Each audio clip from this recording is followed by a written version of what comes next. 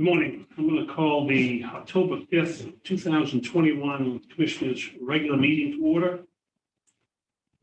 Gentlemen, I'd ask you to examine your agendas. Are there any suggestions for adjustments to the proposed agenda? I'm going to move to approve the agenda as presented. Seconded. Any discussion? Hearing none, all in favor of the motion? Aye. Aye, motion carries. We now go to public comment. Is there anybody out there this morning that would like to make a public comment?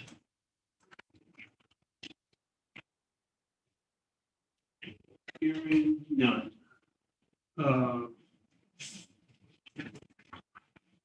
We know if these employees were coming in, we had a couple of recognitions. Do we know if they were coming in? I do not know. You want to take a second, just check with Tim? While we're waiting to see if these employees are coming for recognition, I'm going to move to item 3. We have 3 minutes to review and approve. I'm going to move to approve the minutes of the September 8th regular meeting and the September 15th and 28th special meetings, all as presented.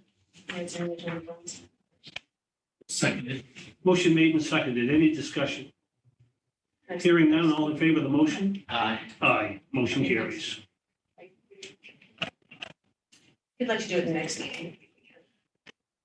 Okay, gentlemen, we're going to continue any action on item 2, employee recognition. We'll now go to our ARP discussion. Good morning, Kitty. Good morning. Before you start, Kitty, I understand we lost our Dropbox, or we've exceeded that capacity or whatever. Do we have some way to review the pending applications for lost revenue grant program? Sure. I'll work with Rebecca on getting something set up that, And you presently have, what, 3? I have 3 then, yeah. Is there issues with those, do you think, are pretty straightforward? Or? One of them, I am waiting on supporting documentation. They just gave me a number without any. The other 2, I just need to process. Okay. All right. Well, and the second one, there is a bit of a question that I'll present to the committee about locality and whether it really fits Hancock. I see. Yeah. Okay. Very good. We had the opportunity to meet John a few minutes ago before the meeting started. We were going to have a quiz and move our name tags around, see if you remember who we were, but I didn't think it was. Still early. I couldn't do it, so. Good. I'm glad you got a chance to meet him. That's really what the intent was today. For him to give a 5-minute introduction and, We'd love to hear that. okay, yep, you go for it. Come forward. So, good morning, John Doherty, Commission Projects. Broadband is kind of a wide variation of what's out there. It's different definitions of it, but when you look at specifically the state of Maine and rural Maine, but even we talk about cities, there's a need. And where it comes down to, what we look at is it available? Can you even subscribe to it in residence or business? Second, if you can, is it adequate? Right? Does it last through a period of time? Can I work? Can I do everything I need to do? And then is it affordable? Right? So there's an affordability issue that also comes along with broadband. So we try to look at all 3 of those. Right? Is it available? Is it adequate? And is it affordable? When you say affordable, John, you mean affordable to get it started or affordable to keep it? Affordable as a user and then use it pay for it monthly. For the service. Yeah, service, just pay monthly service. Exactly. And so that's how we look at projects. That's how we look at broadband projects. We look at it from a county perspective. Yeah, I think it's important not to just rule out the other terms you'll hear as we go through this is served, underserved, and unserved. And so unserved is basically I can't get it at all. Underserved is below what the FCC considers a minimum service, and then there's served. There's challenges, on the served side of the house because then it gets into that whole is it adequate and is it affordable, right? So we really look at all of those things. And I say that because it's not just a rural Maine problem, right? It's also in the cities, right? I'm sure you can look at elsewhere and find areas that it's not adequate and it's not affordable, and that's the challenge, right? It should be ubiquitous across everybody. COVID has proven that, right? It's unfortunate everybody having to isolate at home. We've had the challenges of everything, from education to telehealth, working at home, all of those things which cause challenges with broadband availability, I should say. So this project, what we're gonna do is we're gonna start with a couple of different things. We're gonna work with towns themselves, get introduced to those. Kitty and I talked last week, and start, from that level to have that conversation, because really what we want to do is we need to do some surveys and say, okay, what's available? So we really want to get out to the public and say, okay, it's great that we have these, they talk about mapping, you actually see, you can get maps, national maps, and say, okay, this is served or unserved, but they're not accurate. And so what we need to do is actually go to the public and say, okay, from your business, from your residents, can you get it? Are you happy with it? When you pay for it? Can you afford it? Those types of questions on the survey. We'll also do mapping, so you can pull in some map. I won't get into the terms, but Rural Digital Opportunity Fund, which is the money that the feds have put at the vendors for years, so this is called RDOF. Those maps that are out there, there's availability maps that we can pull in. We're going to work with just regular tax maps, right? 911 data that we can pull in and see the tops and all those things, and try to get a picture of what's out there, and just have layers. Right, so as we go through this, we can just add layers. So we want to, we have a map of the area. We want to add an economic layer on top of a fiber layer, on top of a survey layer. So we'll add layers to these maps. We will have conversations with the providers as well and say, okay, where are you today?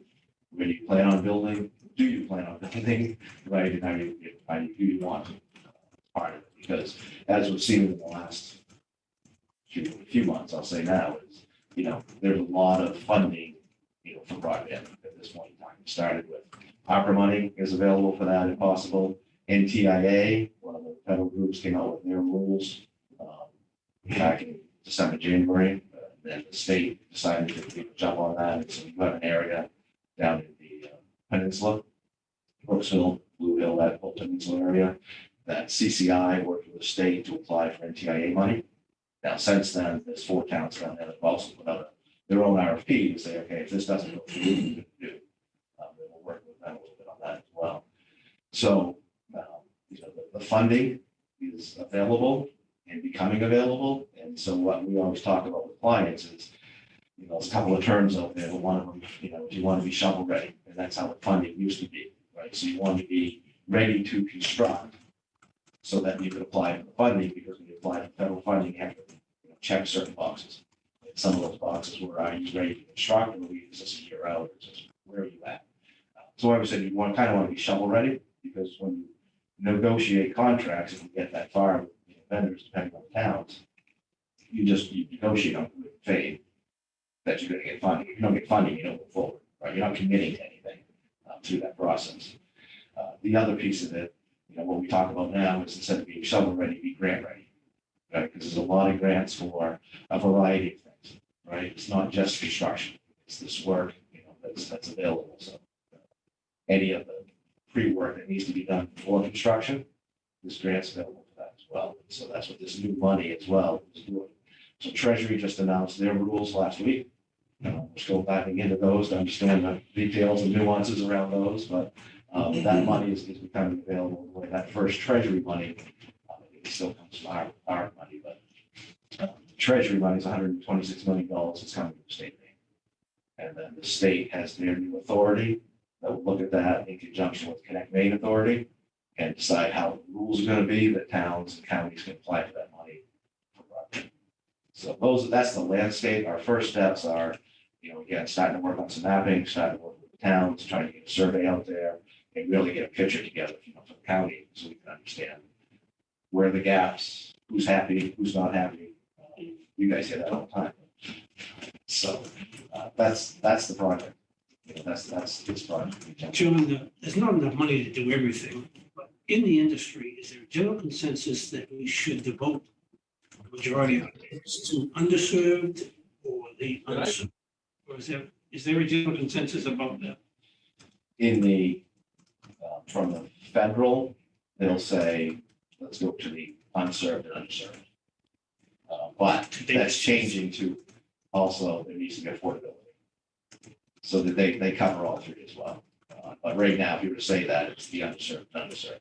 The challenge is, when you start talking about carriers and service providers, is for them to build, cost money, and return on investment. We all understand that. So some of that money has to be subsidized. But a lot of times they're building where there's, they built before. And so you're just enhancing what was there, which is good, because otherwise somebody else is going to be left behind. So now it's good because it's done this for the last decade or so. We're taking a step back and going, okay, we're going to spend this amount of money, this is precedent money. Let's do it. Let's try to do it right as much as we can. And so that doesn't, so it'll be the underserved, because some people have it, that's good, let's move forward. But we're going to make sure we bring everybody up. I can see the dilemma though for us is that, like, we have a municipality and whatnot that's underserved. Yeah. But they've got quite a, extensive amount of broadband. And they want to get everybody served better. Yes. And what should we devote our funds to a municipality that's already got some service? Yeah. And ignore a community that's got none? You're correct. Right. So that's what this, if we do our job, this project's going to help you some. Right. Where is that? Where's that balance, and how do you bring that to everybody? I think that's the key for me is balance. I think somehow, without compromising either, that we can somehow balance that so we can say that we tried to serve, can't serve everybody, we tried to serve. And brightness, in the end, it's like, okay, we're served, everybody is served, right, somehow, right? And then we let competition, right, let that try to establish itself. Yeah, we kind of have to in order to keep our monies in line. And Kitty will agree is that in there specifically references underserved and unserved areas to, as John pointed out, to bring everything up. Because you got to bring them up to a level so that when the overlay comes, that the entire project is done, that they're able to connect.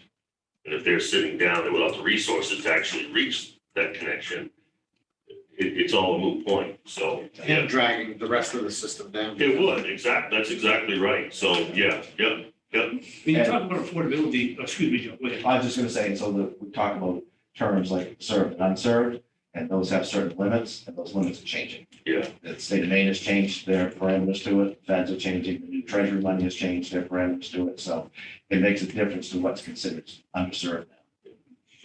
Affordability. I mean, I don't see us getting involved in a program where we make it affordable over a long period of time. Right, So the affordability is gonna be come from the vendor. correct. Right, Competition. in combined with this program out there right now, some low income can get so much dollars per month towards, but that's not a long-term solution. So what we're trying to do is when we work with vendors, again, depending on what this project goes, a long ways from that, is understanding, how much influence, if the county's putting money into it, or the town is putting money into it, how much influence do they have on that play? To make sure that we're getting the serviceability, because again, it's available and adequate, because it can be affordable and not work. And that doesn't do anybody any good, right? It's like, yeah, you give it to you $20 a month, but it's you and everybody else on that work. Right. It doesn't work. So this is the technology side, that we'll keep an eye on as well as we talk to vendors and say, okay, what are they really trying to put out there? With regards to relationship back and forth over a period of time, and whatnot, do you anticipate being here often, or do you communicate through Kitty, or? I am open to how you guys want to do it. We'll be talking weekly, bi-weekly or something. So, we'll, as the project goes through, we'll have different. And it's going to vary depending on where they are. Yeah. What do we think what do you think the timeline is for the mapping portion of this? It's a big area. It's going to take some time.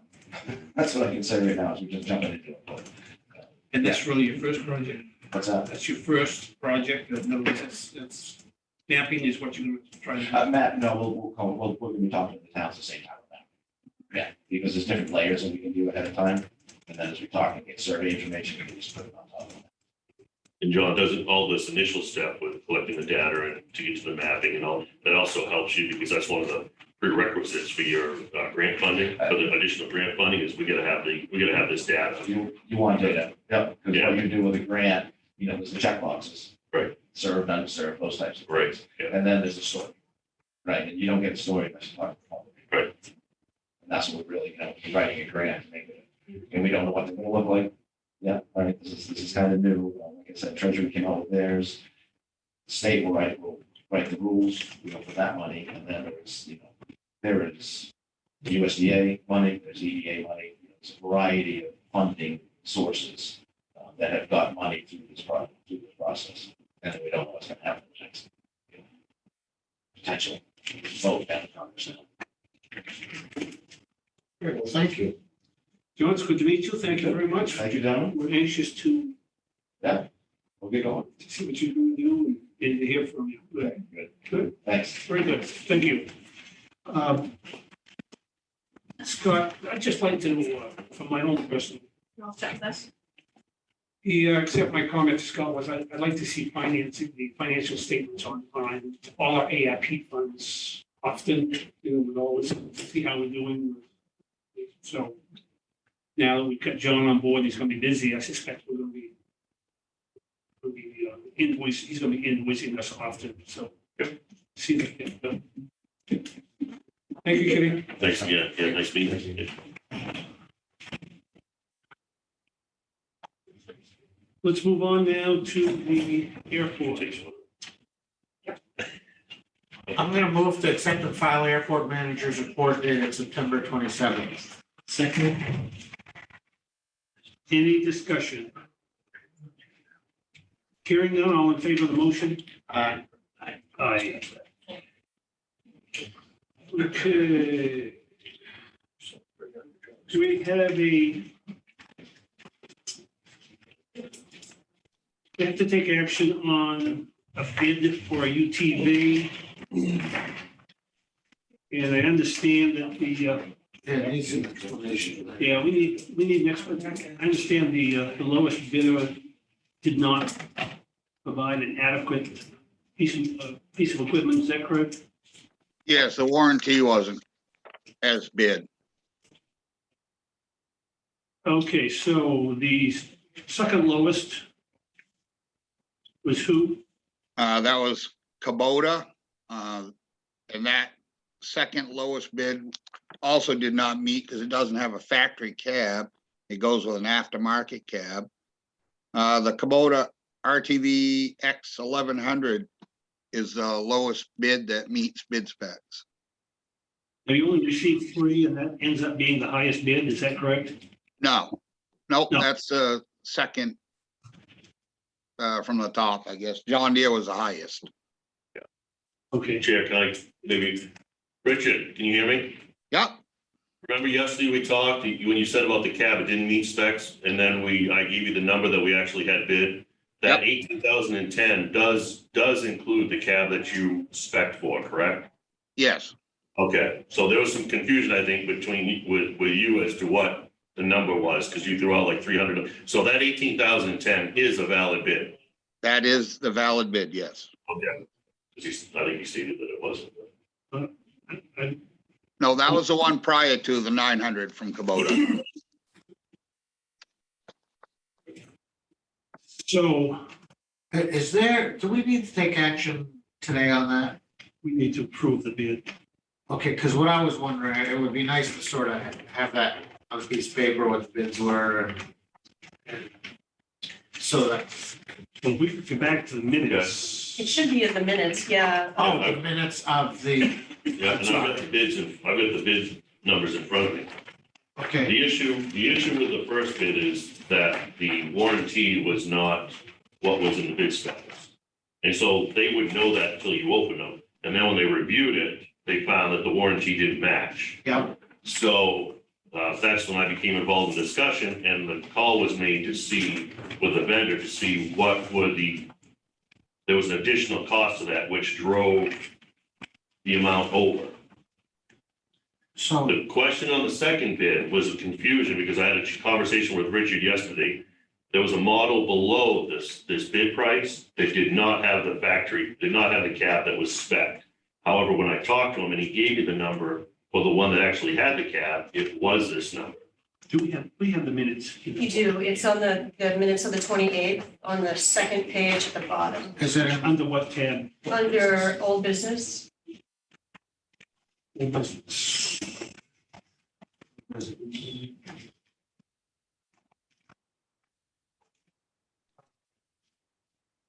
Under which date? The Rebecca? 28th, Where? This last set of minutes. yeah, I'm not, here, Old business. Maybe a little- Perfect. Okay, you're,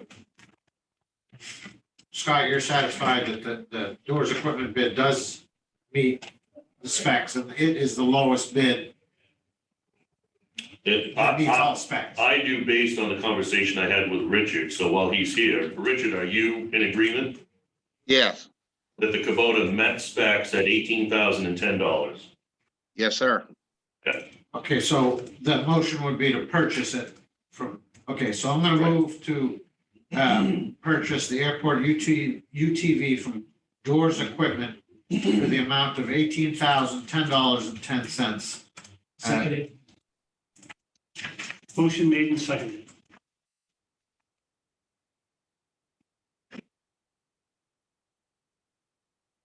So it's 18 after the trade-in, correct? Yes. Yes, okay. All right, any further discussion on the motion? Hearing none, all in favor? Aye. Aye, motion carries. Okay, Richard, you got your ATV or UTV? You all set down there? We are. We do have one other item with that, sorry, is that this amount exceeds what they have in their account. So I have put together a transfer sheet. Rebecca, do you have that? And it also is in the documents, I believe, Oh, okay, Oh, in the under airport. airport, yeah. yeah. Gentlemen, the last document on the airport is a request to transfer. I don't have it. No, it's not. Yeah, I don't see that. Here. Transfer from the contingency fund to the equipment fund, is that right? Yep, $1,260. $1,260. Yep, and so just for accounting purposes, to explain, so the contingency by statute, if you use some of that, you have to replenish it back to its original amount the following year. So that's why, rather than, that's the best way to do this. So that contingency account will be moved back and it'll come from undesignated. Okay, so I'm gonna move to approve the transfer of $1,260 from account G02-3031-00 Airport Contingency Fund to the UTV Replacement Fund G02-3010-62. So Seconded. Motion made and seconded. Any discussion? Hearing none, all in favor of the motion? Aye. Aye, motion carries. Gentlemen, let's sign this while we're on. Yeah, she may want. Richard. So just put a copy of Richard J.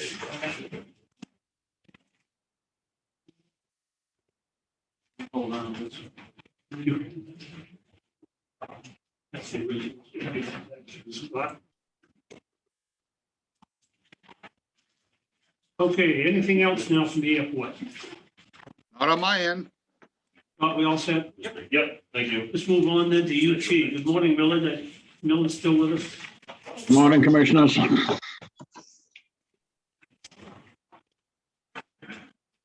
Direct your attention to the UT's monthly report. I'm gonna move to accept and file a UT Director's Report as presented. Seconded. Motion made and seconded. Any discussion? Hearing none, all in favor of the motion? Aye. Aye. Motion carried. Millard, Grand Falls Township contract Yeah, it's actually the contracts with Penobscot County for Grand Falls. Right? for the Nicotowis Road, yeah. And there's two parts to that. Penobscot County puts up the salt sand. We pay them for that, and we pay them for the storage of the salt sand in the salt sand shed that's right there on the Nicotowis Road. So that's And then why, they subcontract with a snow plower to plow the roads. And it's the only game in town up there, so. which results in 2 contracts, correct? Yeah, that's why that was the question. Right, Nolan? Yes, I don't know how familiar Paul is with that on a field trip. John and I saw where this was and as military, it's the only game in town. It's the only way to get this work done. So what is your pleasure, gentlemen? Okay, so there's actually 2 items here, but, Right. so the first one, I'm gonna move to approve and sign the Grand Falls Township salt, sand, snow removal between Hancock County and Penobscot counties as presented and recommended. Seconded. Any discussion? Hearing none, all in favor of the motion? Aye. Aye. Motion carries. And the next item we really discussed is move to approve and sign the snow removal agreement between the county of Hancock and the move to approve. No, that's correct. Move to approve and sign the snow removal agreement between the county of Hancock and town of Waltham.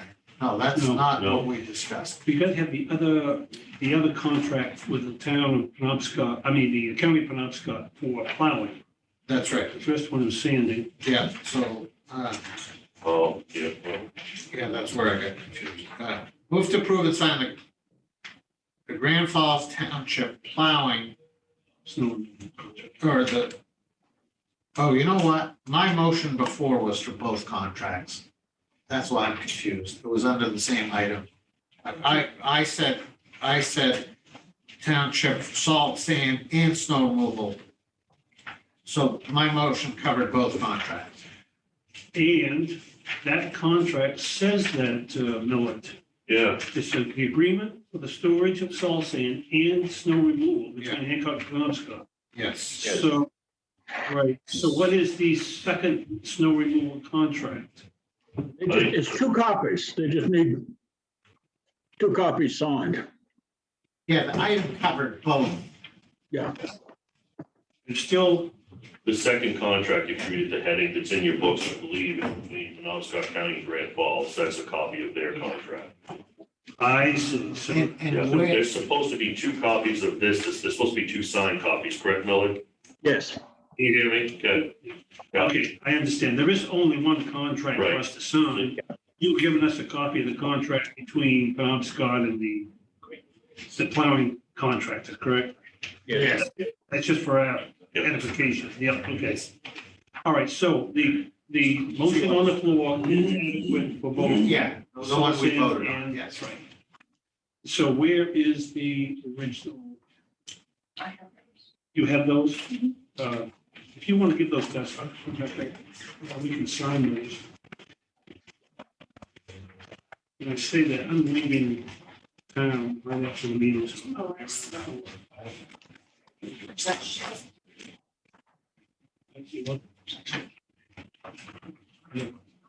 That was a little confusing because there's a contract between Penobscot County, and that needs to be in place for us to contract with Penobscot County. Correct, I think that you just put that in for FYI purposes. Yeah, Yeah, but yeah, otherwise, without that contract, our contract is, I was scrambling too, because when you said that it was 2 separate, I'm going, I didn't see that, what am I?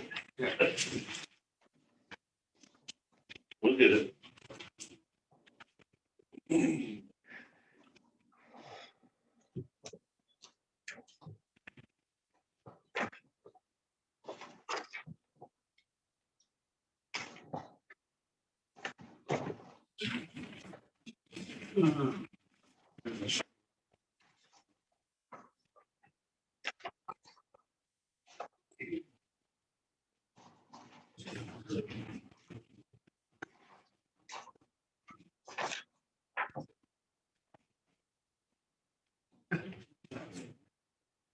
no,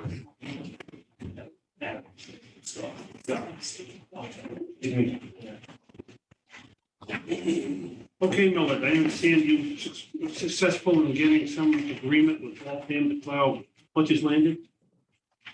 I have a verbal agreement. I don't have a signed agreement yet. They have not returned the signed contract at this time.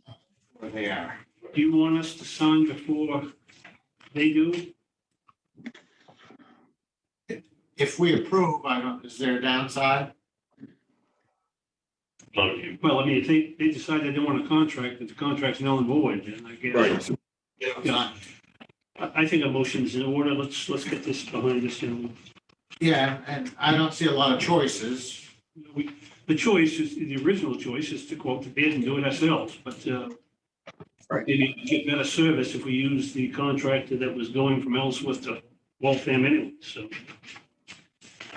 What's your pleasure, gentlemen? And that's what Miller is recommending, as I understand. Yes.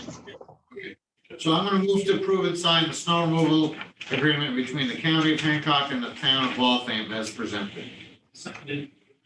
Motion made and seconded. Any discussion? Hearing none, all in favor? Aye. Aye. Aye. Is it just one contract, Millage? Yes. Okay. Make sure we have a copy or two. Let's, let the record reflect, we have signed those and give those back to Rebecca. Millard, anything further from UT this morning? We need a little. UT budget UT budget. was supposed to be on the agenda. It was in a packet.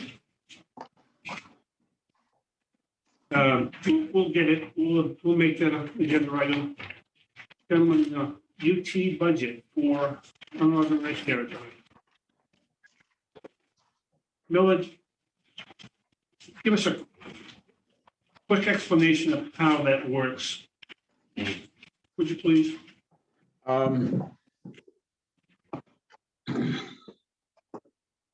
The UT budget has to be approved by the legislature. I submit a draft to the county commissioners and the county commissioners approve it.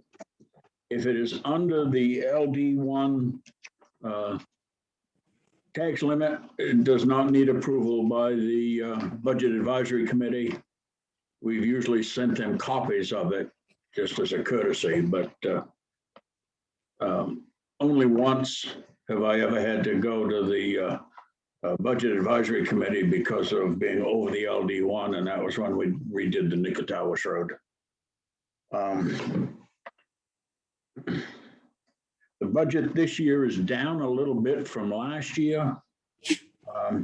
Actually, the amount is up a little bit, but we're also anticipating greater revenues this year.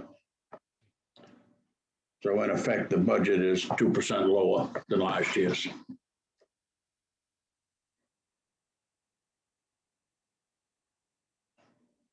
Paul, do you understand how this differs from the regular county budget? And this has to be submitted to Nancy Bodine by the 1st of November. And then it goes on to legislature, usually in March or April, they have public hearings on it and to get it approved before July 1st. Just so I understand, this budget is outside the county budget and is governed by LD1, like Growth of it, yeah. the growth of it. Yeah. And as long as you stay under LD1, it does not go through the county budget. It just comes through the county budget process or the VAC. Right. And the only reason it comes to us is to approve it so that it's forwarded to the legislature. Do I have that correct?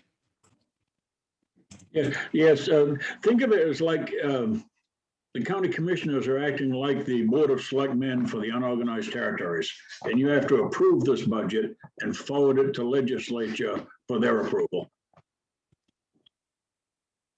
That's a good analogy, because if you remember that that is our job in the UT, is to act as the governing body for providing services, and the state pays for those services. So what we're doing is telling the state how much we need to provide services in the UT. And this is this tentative, as a practical matter, this is our request to the state to tell them what we need to provide services. And then on page 1, where it says tax assessment of 204,000, Yeah, that's what Maine Revenue Service uses as a base for the tax bill for the unorganized territory landowners. And then they reimburse the county that amount in 4 payments quarterly over the fiscal year 2023. okay, so now I understand why, because they have to appropriate that money to come back to us. Yeah, Yes, yeah, the tax collector, the Now- Board of Selectmen is a very good analogy. Yeah. The role of the commissioners, yeah. Okay, so you need a motion to approve the UT budget as presented forward to the state legislature for final approval. yes. Or final enactment. No, Yeah, yeah. Well, approval enactment, but yeah, yeah, It's the same. In other words, they do have to approve. authorization, yeah, whatever. for enactment. Okay, Seconded. Motion made and seconded. You all set with that motion? that's motion. Pick a word, Rebecca. Okay. Any discussion? Hearing none. All in favor of the motion? Aye. Aye. Motion carries. Thanks, Molly. Anything else, Millard? That's all I've got. Thank you, commissioners. Thank you. Let's move on to emergency management. Good morning, Andy. Morning. I appreciate your, I had to study this, you made my head spin. Well, I certainly didn't mean to. So, Facetious. and that was the whole idea of my presentation this morning. So it was recently suggested to me, probably a very valid one and a good one, that I frankly need to do a better job promoting what it is that we are content to quietly do in the background and make our successes better known. So I'm always a little uncomfortable with that. But I think it's important, both for the annual perspective and the long-term elements of the program to make you collectively aware of what it entails and what it is we're doing. So the Homeland Security Grant Program is one of 2 main funding mechanisms that we have. The other is the Emergency Management Grant Program. I'll present that at a later time. The EMPG, Emergency Management Grant Program, is the one that governs our operating budget. So the one that will be reviewed by the BAC tomorrow night. So that offers us 50% reimbursement, right? This is the Homeland Security Grant Program. This is fully funded at 100%. So there's no local match for these funds. That's helpful. The state of Maine currently will receive $4,602,500 of Homeland Security money. This is appropriated by Congress and allocated to the state of Maine. That number fluctuates each year. The Homeland Security grant is for a 3-year grant cycle, typically, although in some years, recently it's been reduced down to 2 years to encourage more rapid spending of the funds. We submitted an application based on the federal fiscal calendar, typically in October. We hear back most likely before the end of the year whether that award is going to come our way, and then our projects have been approved. The length of the grant is for a 3-year lifespan. So the grant we'll receive this year will expire in August of 24, is the way that works. Over the 3-year period, we incur expenses. We submit those expenses to our finance office. So there's a lot of transactional business that they assist us with throughout the duration of the grant. Everything we buy, generates invoices. Those all need to be paid up front by the county, and eventually reimbursement comes back to us 100%, like I said, from the state of those federal dollars. So the Maine Emergency Management Agency serves as the fiscal agent for these funds. In addition to each of the 16 counties, there are metro sections that receive this money as well. One of my great frustrations, if you look at this last page here, you'll see I listed out the county allocations along with shared programs. At the very bottom of the county list, you'll see the metros of Augusta, Bangor, Lewiston, Portland, and South Portland. So, for instance, you can see that the city of Portland receives $356,000. South Portland, $176,000, in addition to Cumberland County as a whole receiving $205,000. So you can see in the case of Portland, for instance, the city of Portland receives more than the entirety of Cumberland County. Yet Cumberland County essentially triple dips and receives 3 different awards based on those locations. Another great example closer to home for us is Penobscot County. You'll see that Bangor's allocation, $187,260, is greater than the $164,000 the rest of the entirety of Penobscot County receives. So it's a bit skewed. Like I said, that's frustrating to me and some of my colleagues. We've been working for a number of years to try to see this reform. How are the determinations made with respect to what county gets how much? It's been based, it's an imperfect calculation of, I think, Kabuki alchemy population. Our paper population, as you know, is just under 55,000 persons, which is our February population. What's our population today, the first week of October? We have no idea, right? It's seasonal people, tourists, and so on, or the third week of August, as it would be. So this award does not accurately reflect our risk that we may face both seasonally and year round. We also have some special circumstances here. For instance, cruise ship traffic, which takes up a lot of our time and energy planning and expenses of these funds. But at the same time, my colleague in Franklin County has ski mountains that he has to contend with. So, you can't look and say, well, Hancock County has greater risk than Franklin County. That's not really true or accurate in that sense when you consider each of the counties and weighing them against them. So that's the problem. What's the solution? I'm not really sure, but I think recalibrating and realigning the metro recipients to have them more in line and come under the control of what the county projects are and see more of a collaborative effort with respect to those would be very helpful and beneficial to us all, even though Hancock County doesn't get close to the metro recipient.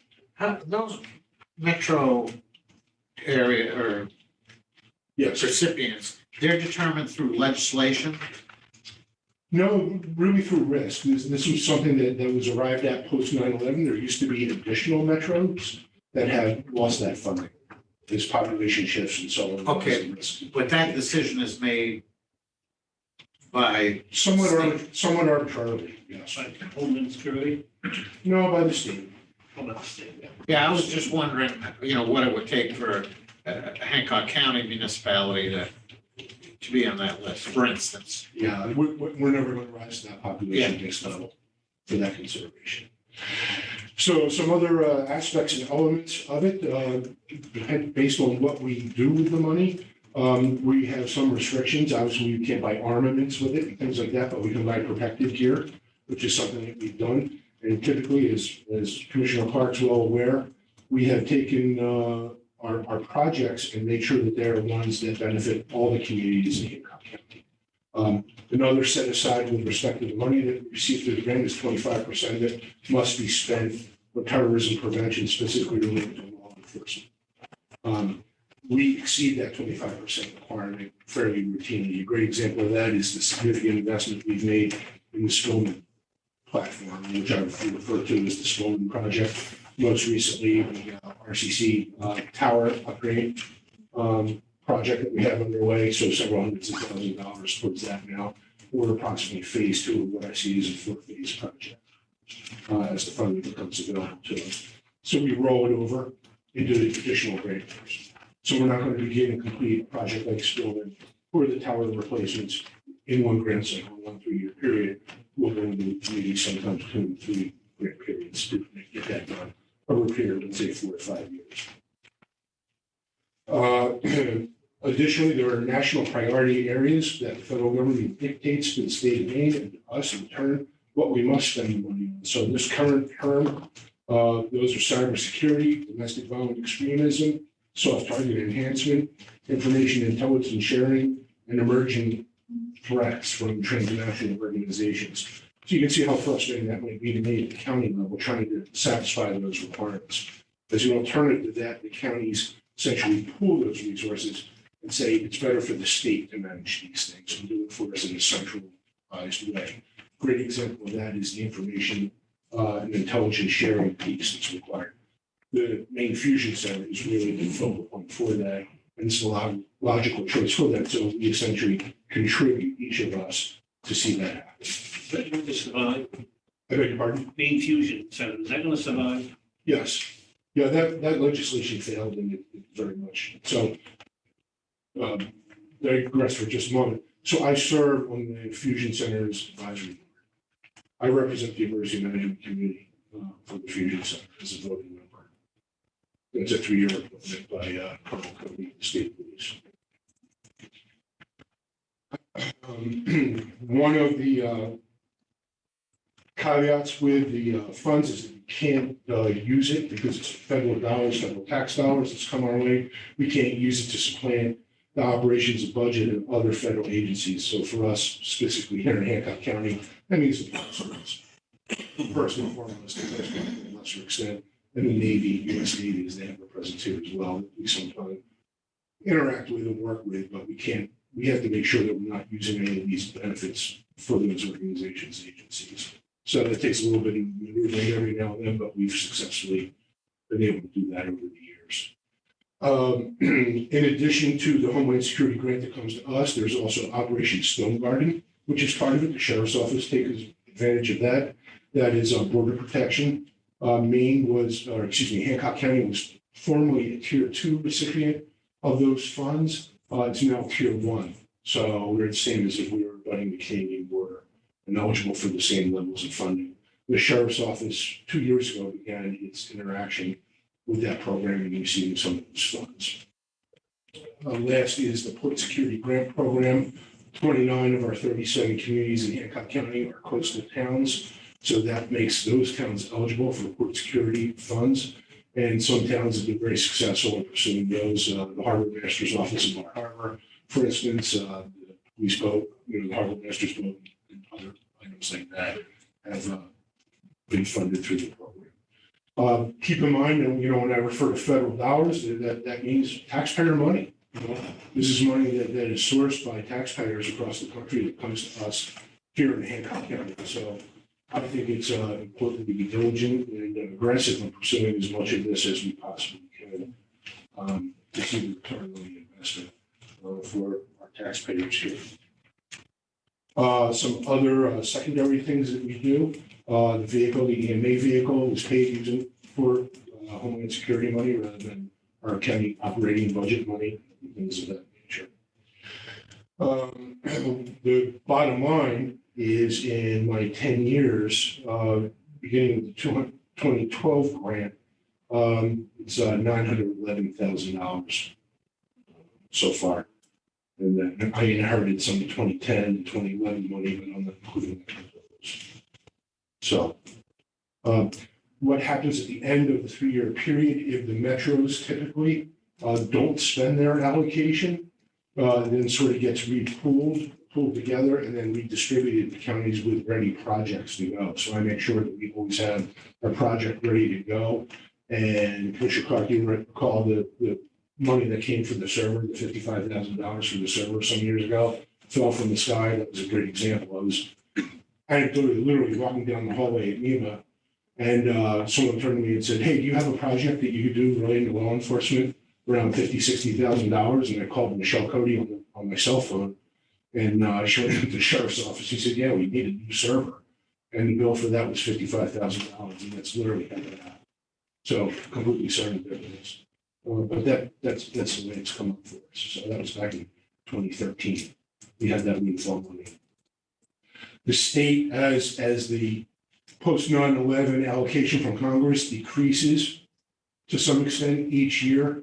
Some of the challenges been with the state for the shared programs, the things that the state is doing with the funds off the top increases, so the allocations to the counties decrease, not necessarily proportionally. So there's some challenges there.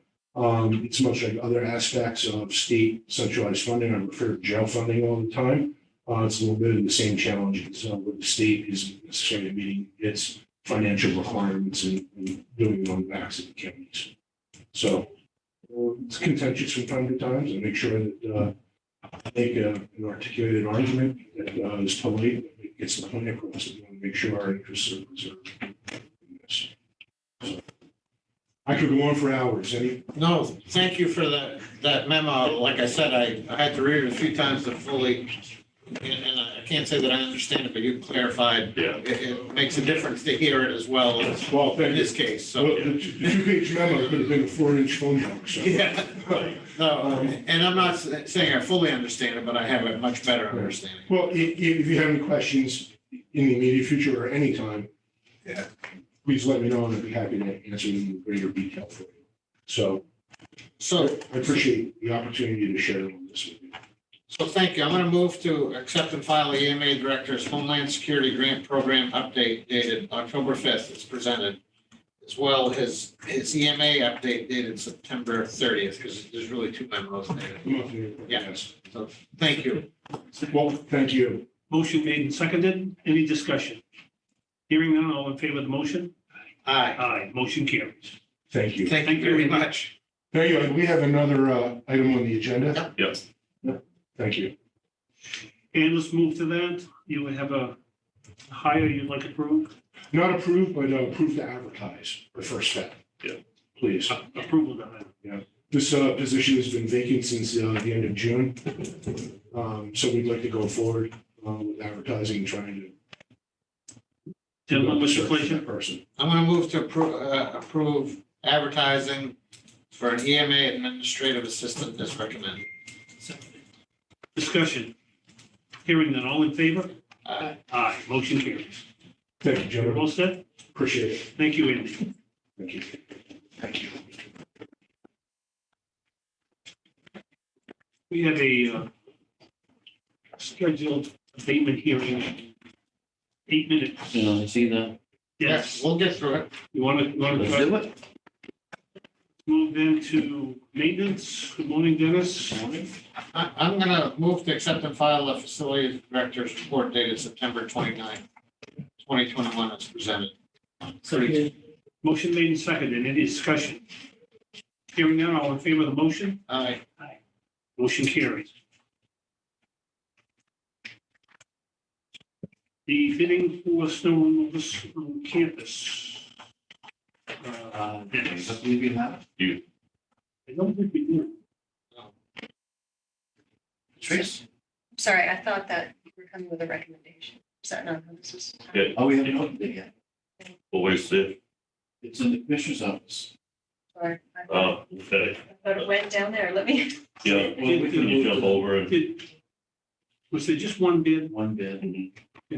but we don't know what's in it, but. Yeah, okay, let's, yeah, And we need to deal with that sooner than later. Right, so. with global warming, it won't snow next February. Right, yeah. Last year's indicated. Let's move on to item 3 while we're waiting to see if we're going to get that. Sure. Mike Zeelander's been on site a couple of times, taken some measurements. In fact, he's made a request to come by this weekend and have some, some access to take some measurements where he wouldn't be in anyone's way. He's got the SO all mapped out. But to make determinants regarding life safety protocols, et cetera, he wants to map the entire first and second floor to see where and how his new configuration would fit in what is present for fire exits and notifications, signage, et cetera, to include in his plan. And that's where he is. And also we have the agreement that he sent over to sign. This is AIA document. Mhm. Yeah, that's. Yes, and you'll see on page 12 is the stipulation with Scott and I Is that okay? Yeah. made based on our discussions to have the billing be hourly and incremental up to and not to exceed that figure that he provided, which is around Yep, 36. 36,580. And page 15 is the page where he can sign. And that's actually the next item, right? Yes. Authorization. Mhm.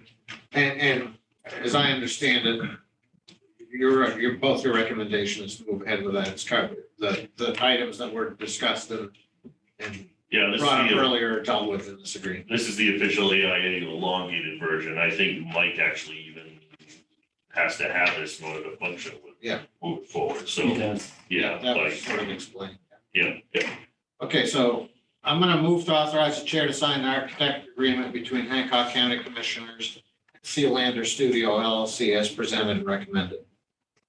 Seconded. Motion made and seconded. Any discussion? Hearing none, all in favor of the motion? Aye. Aye, motion carries. I noticed in his agreement whatnot, he appeared to be compelled to do a full study on an interior elevator shaft and an exterior elevator shaft. Yeah, I think that's actually gone by your recommendation and his reaction to it was more like it didn't seem feasible. The That interior, was right, to do in the stairwell. okay, excavation. that was my feeling, is that we're almost wasting our money because I don't think anybody's in favor of the interior. Okay, No. yeah, double check I on that, will. would you, to make I sure will that make he's sure. aware Oh, of yeah, that, we yeah. should devote his attention to Because we study. could certainly use exterior. those Yeah. resources. Right, I think the interior measurements might be the access off of that. It is, because that is also the Right. emergency exit stairwell. Yeah. Where, that may, if that's rerouted into a different foyer, Yeah. that is. So please send an email though and CC me on I it. sure will. It's on the way. Interior elevator. So we're not gonna be able to deal with In a it. quick conversation, Chair, text conversation with the RCC director, he's got a commitment this afternoon. All he's got is his monthly report. If there were any direct questions that you wanted him to address, so that would save him from having to. Dennis, we'll try to get back to you if you can get that in the next 3 or 4 minutes. Yeah, she's Bob, if bringing you it. want to come forward, please. Gentlemen, I move that we go to the RCC agenda item. You're just doing that as chair, right? We don't need to vote on that.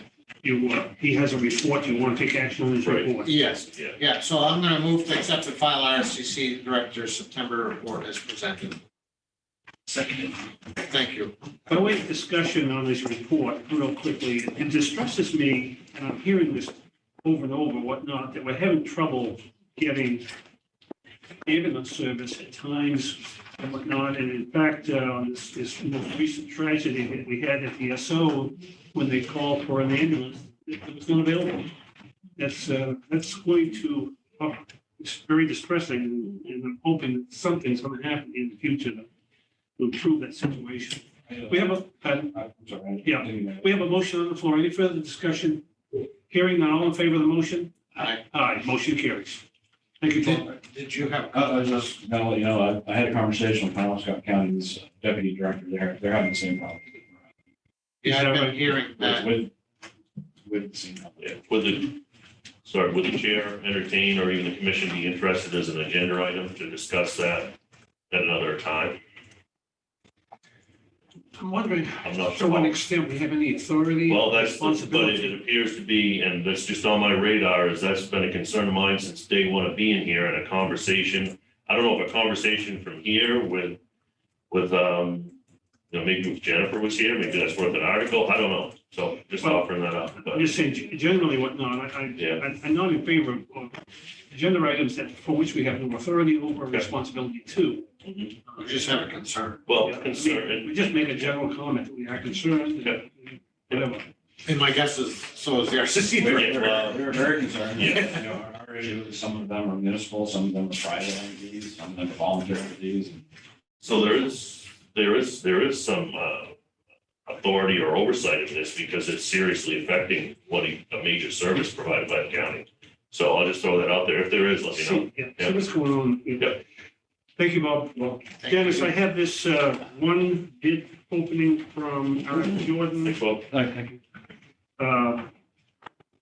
I will say I've heard anecdotally that from two companies that didn't bid because they said that Right. they couldn't, had questioned whether or not they could fulfill the obligations that they have currently, so.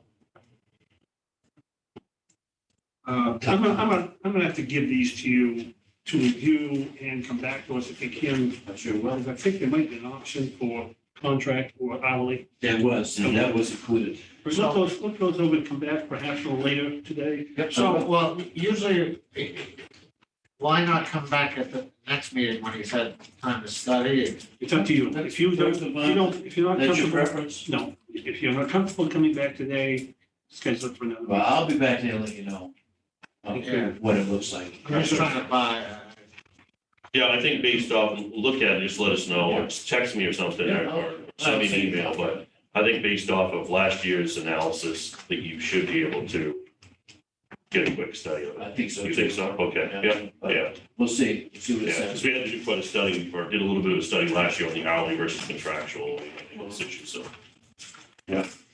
Also, the figures are close then. God, I have a vendor here to remove the air in your office, the old one. Oh, okay. Great dates, I'm not in That's there. right. Yeah. Good. Yeah. Thank you. Make a mess so I can't work, it's a nice day. I know where there's a golf course. Okay, the then. jail one. I'll see you there. I can do the jail one really quick if that's.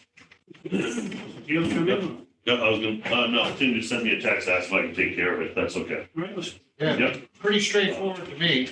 Yeah, So I'm gonna move to transfer $10,000 from account E 2470-300 vehicle budget to E 2470-100 equipment budget as recommended to cover the purchase of the jail's convection oven.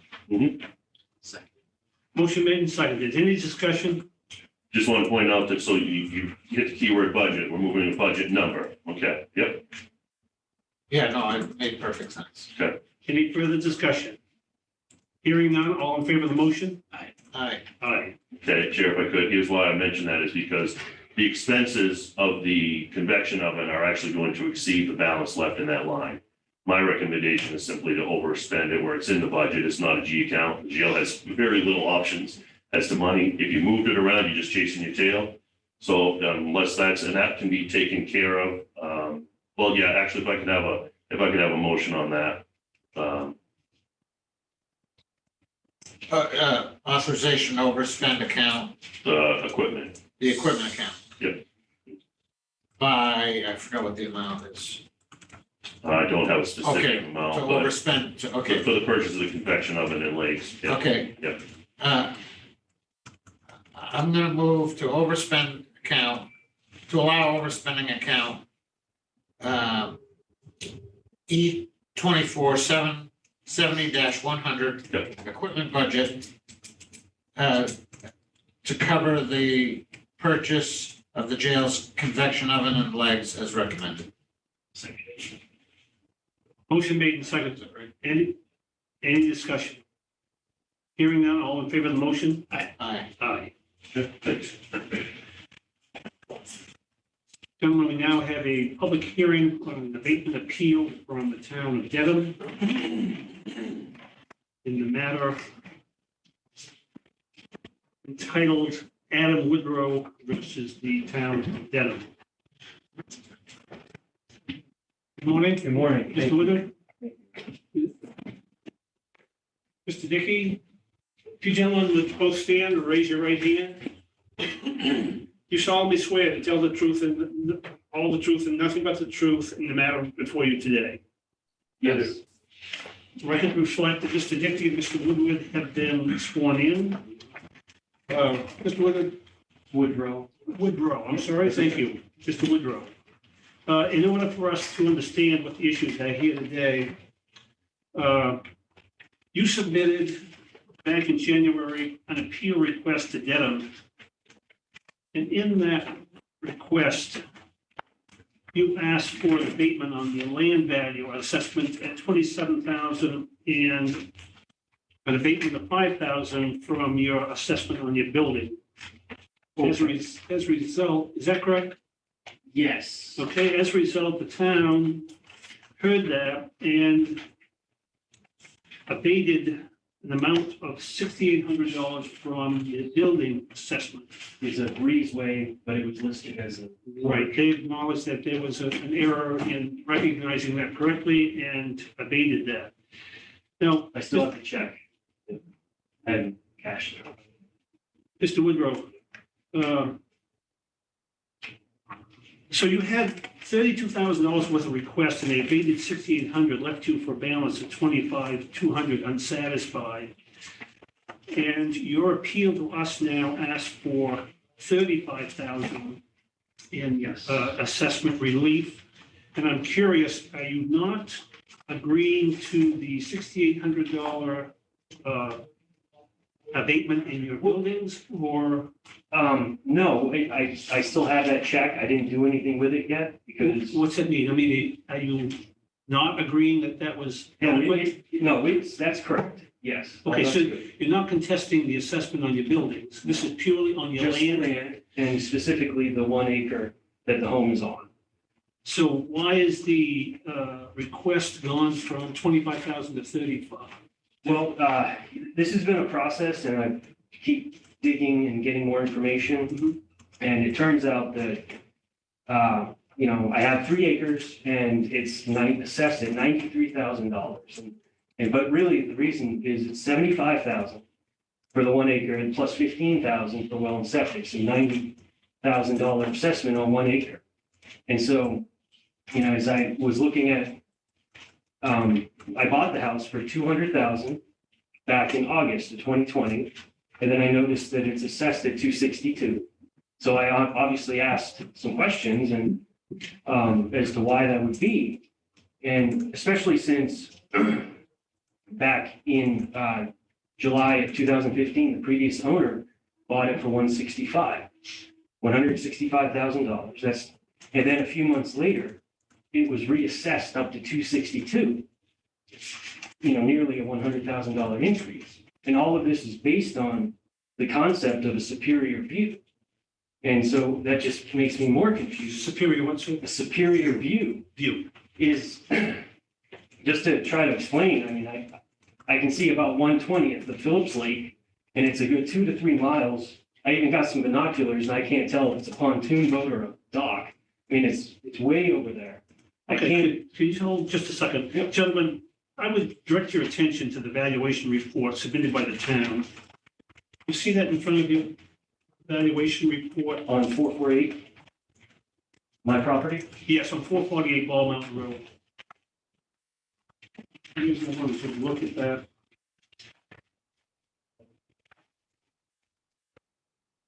You see that? I'm not sure where it is. Sometimes a line. Is it this? No, it's the page. Front page.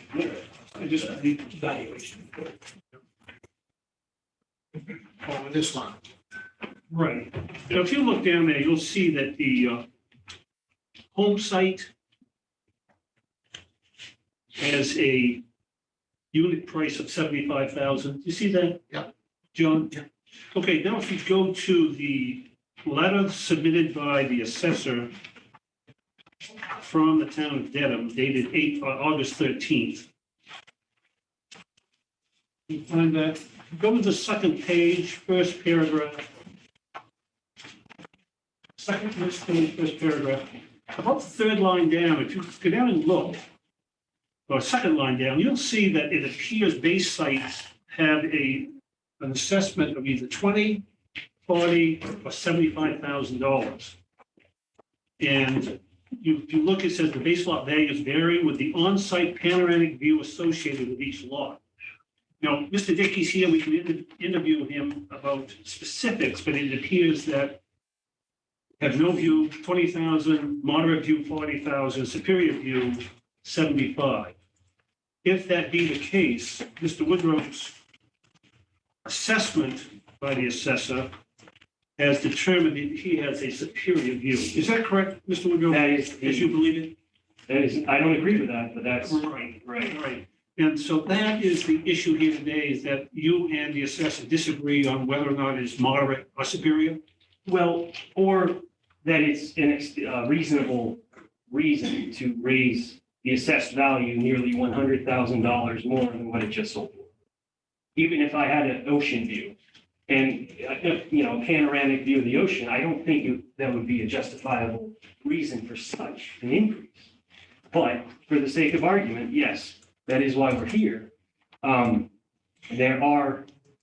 would just, if you look at this map here, this is, the lot map. Okay, now, just a moment, please. I need everybody to find that. See a lot map, gentlemen. So, just a second.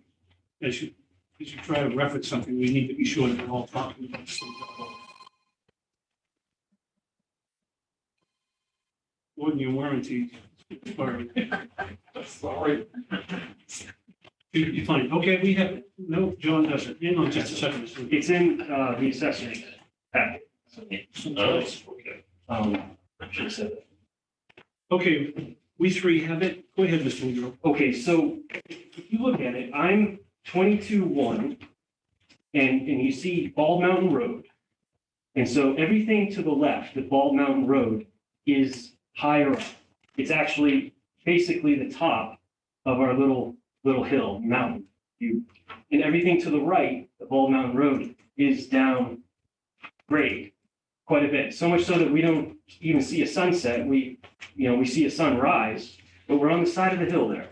And so Herb included two examples in his packet that I want to use actually for my own evidence. They're both Ellery Lane. See, I have it highlighted here. You have, I actually got to speak to the owner. As I was walking my dog, he happened to be going up there. And I asked him, so are there houses up there? And he's like, yeah, we have a camp and we can see Katahdin from our camp. And in the house that his wife grew up in is also there. It's 16 and 52 Ellery's Lane. So they're assessed at 40,000 for that home site acre that the house is on, though it is the most superior view in the whole area. And so how can, if you look at it back for the 2016 tax year, this idea of superior view was implemented, but how can you not start with that implementation without using the most superior sites? But see, the $75,000 amounts are only on those houses right of Bald Mountain Road, which are lower down and don't have views of Katahdin. Excuse me, Mr. Woodrow. Yep. When I'm looking at this map, you were 22-1, correct? Yes. Your neighbor 22-3 Yes. has a $20,000 Right. price lot, but 22 has a 75. Right. So it appears that something's going on here with, then you have 20, then you have 40. Something's going on here that changes. Trees are growing Is it- and views are diminishing. In fact, if you look at 23-1, right next to me, to the right, right. So 23-1 is also at 75,000. They have no view whatsoever. I went down to talk to them and I don't know how that works. I don't know how you can designate that superior view, to do something with no view. I put some pictures I took some pictures and printed them off of my backyard. And basically, if you envision a 180-degree perspective, I've got about 40 degrees of about 1/20th of Phillips Lake, and it's a nice view, right? I mean, so I'm just asking for it to be at 40,000, just like the other properties that are up the hill, significantly up the hill for me, and not be, leading the pack at 75,000 when my neighbors have wildly superior views to me. So, but again, I've got trees, I've got a panoramic view of trees and then a lake way over there. I don't know if you found those pictures. These are all of your property, correct? Yes. Pictures? On my back porch. You've compared yourself to your neighbors. Do you have an appraisal? Not part of, do you have an appraisal? Appraisal of my property? Yes. I didn't bring it with me, but it appraised at $210,000. Okay, but you don't have that as, you're not introducing that appraisal into this hearing? No, I didn't. Okay. It sold for 200,000, like I said, last year. And, but what really caught my attention is that it sold for 165,000 in July of 2015, a few months before they raised up the value to 262. And so my simple question that I can't get a really good answer on is how can you justify raising the assessed value nearly $100,000 more than what its fair market value is? You might say, well, it was in rough shape and the previous owner got a good deal. But I saw the MLS listing from that time period. My realtor sent it to me, and it was basically the same house that I bought last year in August. It just got 5 years old. I'm not seeing what you're saying. I see in the history, I see a low back in 2012 of 181,000 in assessment, went up to 191 the following year, then it went up to 262, only $70,000 more in 16. You're looking at something, You looking for the 165 number? I'm looking at the $100,000 increase in 1 year. I don't see that. Right. So what you can look at is I think it's the last page in the assessor's, what he submitted, and you'll see this is basically you have 2016, the increase, the dramatic increase in the land up to 93,000. And do you mind if I show you this? No, but we have this. Okay, so basically, you see how it's written 165? Yeah. That represents the sale price, which isn't on here anymore because it only shows my sale price. Do you see this document? You have that document? I guess that's provided by the town. I think maybe it shows in 12, it shows in 11, a total assessment of 181, went up to 191, then went to 260. Right. So there's never been a $100,000 increase in 1 year. I'm sorry, increase from the fair market value to the assessed value. The So sale. what it sold for 165. Oh, I see what you're saying. So Okay. it- It's just, He's talking the sale price. that's kind of an unheard of. Yeah, talking apples and So, oranges. because, I mean, at some point, the fair market value should factor into the value, the assessed value. How can it sell for 165 and God's hand to God, it was in fine shape. I mean, sure, you got a good deal, but then a few months later, decide to raise the assessed value nearly $100,000 more. We'd have to see, I mean, was it arm's length? Was there a factor in there that kept it from arm's length sale? There's other factors in that sale that we'd have to know about. Well, I saw the MLS listing and the pictures, it looked like the same house to me. And it was just bought for 165. And by the way, the 165 to 181 is within $100 of 10%. Okay. But, or it may be, I mean, but what I paid was 200,000. I did bring the contract for that. And so it's at 262. So that's where Herb and I just have a disagreement, I guess. So basically, if Herb would assess your base site value assessment from 75 to 40,000, you'd be I would satisfied. be totally satisfied. It's a $35,000 disagreement, correct? Yes, because I don't understand how the properties with a much better view. I mean, the owner told me he could see Katahdin from his camp.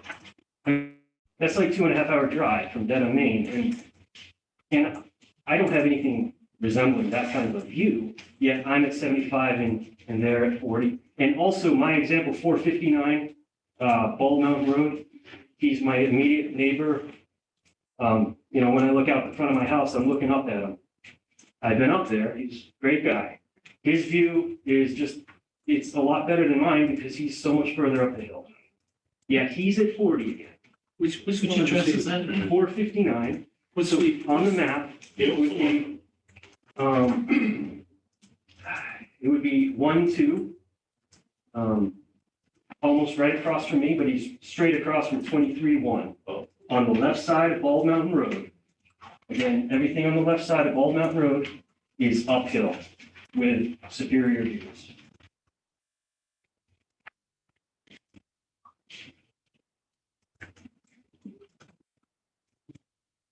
And he's at 40, which was like it was a $29,000 increase from where he was. My increase was 47,000. So my contention is that, tax assessors, their job is to generate revenue. I just think that, you got a little bit creative in that process. very good. Anything further, Mr. Woodrow? I would just, I did read what Herb wrote up, and, it really did seem like he was trying to malign my character. And I'm glad to present the facts. I just would set a few things straight. I never received a homestead exemption from the town of Old Town, as he, suggests that I did. I was there for 2 years, and I didn't get the exemption in on time, and then they lost it. And so basically, it took 2 years for it to be in place, and then I ended up selling the house. And so I never got that exemption, and then I never got the exemption in Dedham. Somebody told me maybe it would transfer over, and so that's what I was asking them about. He paints a picture of me being very difficult, but I felt like, the first encounter that I had was with a younger woman in the office, and it seemed like once she understood why I was there, she became kind of confrontational, and it was awkward. And Herb and I, we didn't see eye to eye. And, Okay, I'm sorry. I don't think I should germane to the issue here today. Right. So, and with regards to the homestead exemption, that's not part of your appeal here today. And so that's an issue that hopefully you can resolve with the town directly. That would be fantastic. And the last thing is, the homestead exemption did go through. It's at 23,000, and I've noticed that everybody else is at 25,000. So I don't, it's just another weird kind of thing. It's like, shouldn't it be 25,000, same as everybody else? Again, that's an issue that hopefully you can address and resolve with the town. Will do. Okay? So thank you. Yeah, thank you. You have an opportunity to come back and closing statements or whatever. So if you could just have a seat. Yep. Mr. Dickey, good morning. Morning. You want me to put my mask on? No, that's I not, got my shot. no, not important to us. Did I got it. Had it. you get your booster yet? I'm sure. One correction. My job is to assess property fairly throughout the town, not to generate income. That's done at town meeting. I spread the burden of whatever they vote on at town meeting as fairly as possible throughout the town. So my job is not to generate income. Just one, don't push on that. There you go, thanks. I didn't want you to go, well, you know the phrase. Okay.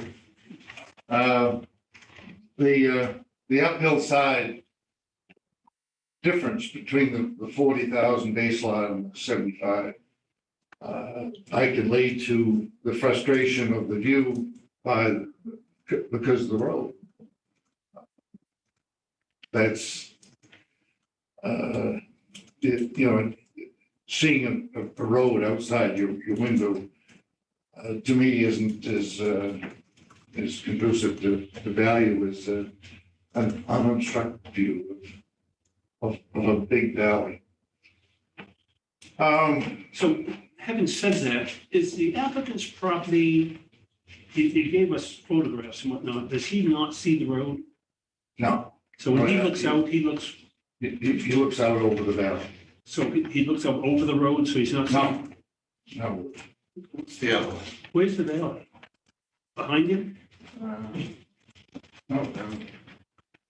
Right down in here. That's the, oh, gotcha, okay, so he's looking on his back, He's looking, to the back of the property, I guess, I know, for some reason I thought we were looking this way towards Bucks. it's a big deal what it is. Very good, I understand that, it helps us understand.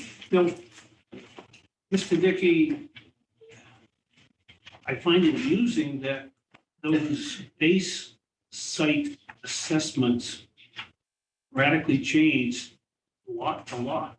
Yes, they do. Yep, applicants is 75 and his neighbor 22. Next door's 20.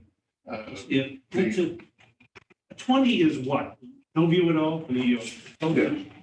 Yeah. Is that what happens in his neighbor? His neighbor's totally blocked? There's a bit of a dip in the road, plus the trees on his back lawn, back line obstruct his view. And then the next one is like 40. So, I mean, no, next one's 75. 75. I know it's got to be somewhat subjective. That can't be an objective. At this point, you absolutely go from 20 to 40. At this point, you go from 40. But is there a general definition or criteria? No, it's judgment, It's pure judgment. judgment on behalf of the assessor. Right.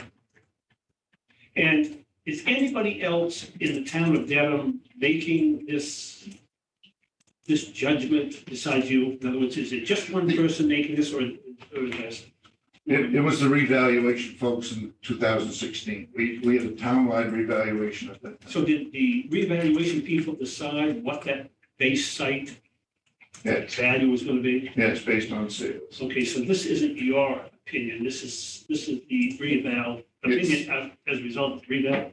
Right. It's my interpretation of what's there. Wait a minute. I thought we just said reval people decided. Yeah, well, my explanation for the variation, they didn't write down in the revaluation booklet, okay, we did this because of. But they did set the base site value. Yes, they did. They So did. that 20,000 was set by the reval, not by you. Correct. Okay. And your comment that you had some, your comment confused me. You said that you had, based upon, I'm sorry, never mind. I guess the Revaluation folks would have put together that variation in base lot based on sales. Is what I said, that thing. Okay, so, but, okay, so when we say the reevaluation people, can you explain to me who that is? In 2015, the town of Dedham hired RJD Associates in Pittsfield to do a townwide revaluation. And are you saying that they went to, this location, they saw the view and they evaluated that view at the $75,000 mark, or is there, and they say this is? That's my interpretation of what it is. So when I look at the sales history, the assessment history, and I see that it went in 13, it was 191, and it went to 262 and 16 as a result of the reval in 15. 15 to 16, correct. Okay, so 16, that explains the $71,000 increase in 20,000, in 2016, right? 16, correct. Okay. Gentlemen, any questions, Mr. Dickey? Yes. Dedham's state valuation ratio, do you know what that 85 at present, 85%? Thank you. we're due to boost things up. By how much, I can't tell you until I analyze it. Okay, so in other words, that 85% means that sales are trending higher than valuations. Correct. We're in a wicked upslope with that, so I don't know how much further it's gonna go. And I've been holding off, waiting to see what it does. Or I recommend to boost all properties in town. Would that be across the board percentage increase for everybody? Or is it- We'll divide it into two neighborhoods, on the lake and off the lake. And analyze sales accordingly. And probably adjust off the lake less than on the lake. consistent with the increases in the sales Right. prices. It's driven from sales data is what that, that number is. Mr. Woodrow, Yes. I'm just saying, Mr. Woodrow contended that some of the lots, the $75,000 base site assessment did not have those superior panoramic views that I spent a day or an afternoon looking at those. Some had a little better, some had a little worse. In general, those with 75,000 had a pretty decent view. In my opinion. So what's important to note here is, the reason I asked for the valuation ratio is that sales are trending higher by 15% than assessed value in general in the town of Dedham. That's what that says. Is that Correct.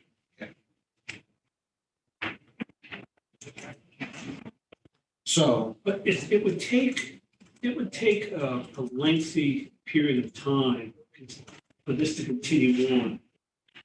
I think maybe even you said, a couple sales doesn't make a market. Right. And so we know that we're in some kind of spike rate. Everybody acknowledges that. But how long would the spike have to go before it really had a dramatic effect on the true assessed value of this property as opposed to net normalcy because of the COVID or whatever's going on? I like to look at 3 years of sales, see what that trend is. Up or down. and that ratio factors in some of that. Do you see this leveling off, this, It's gotta- It has to.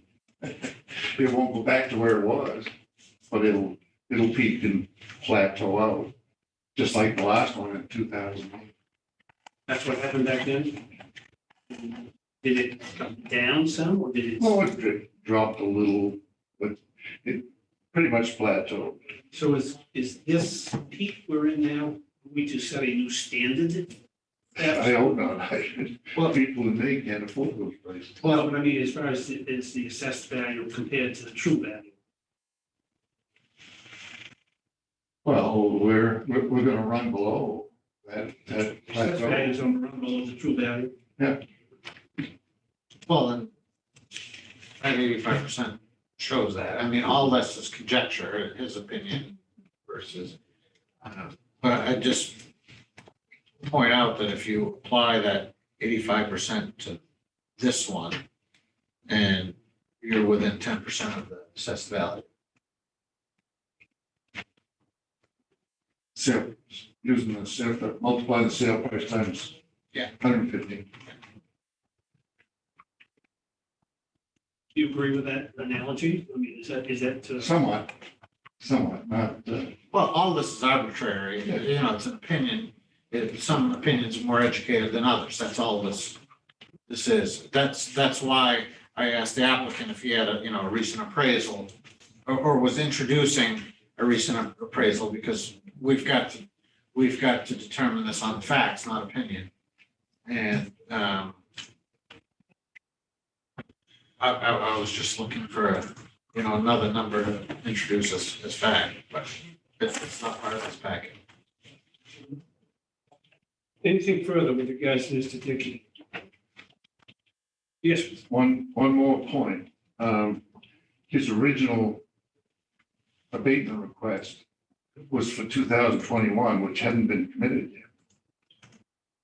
And, we said we can't adjust anything in the future until we know what the plan is. So in May 2021, he amended the application to include 2020, which was way past the 6 months from the date of grant. Yeah, all we're dealing with is 2020. And his original application was stated as 2021. Well, that's a procedural issue we might want to consider here, that,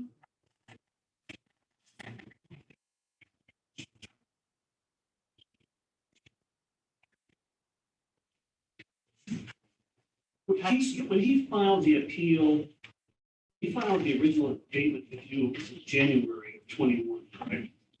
On his 2020 assessment, correct? It says, 2021. In January, And during my visit with him in September, he said he wasn't looking for relief from the present year. He was looking for the future. Moving forward. Oh, and Mr. Dickey's point is that he couldn't do that yet because it had not been committed. but you held an abatement hearing. Did you think you were considering an abatement on the 2020 taxes or the 2021 taxes? When you Tried, 2021, according to the application, when I made the site visit and discovered that there was a error in the listing. Mr. Dickey, wait a minute. If the town granted him an abatement hearing, then there must have been a conscious decision that he was appealing the assessment for some period of time. 20. Did the town consider that 2020 or 21? His application says 2021. I don't care what his application says. I want to know if the town considered that. In other words, if the town had said, I'm gonna list- but if the town had said to him, you can't appeal to 2020, it's too late. Or the town had said to him, you can't appeal to 21 because it hasn't been assessed, it hasn't been, what's the word? Committed yet. Then there shouldn't have been a hearing. But there was a hearing and the town accepted something from him, considered something, and had he made a compelling argument that the town could agree to, they would have abated something. Would it have been the 2020 or the 21? I'm gonna listen to anybody that walks in my door. But you're not the appeal hearing. You're not the hearing. He had, as I understood, he must have had a hearing before the board. I call them hearings. But what it is we sit down, taxpayer and assessors agent, and discuss what the assessment is. Why it is of a certain Is value. that the result of his written application for an abatement request? Sitting down with you, is that what he gets for a hearing? Or does he actually meet with the board See, only? right? Then I would have to ask you, what would you have abated if he had made a compelling argument, the 2020 or the 2021 assessment? I was acting on 21 when I discovered that there was an error in the listing for the building.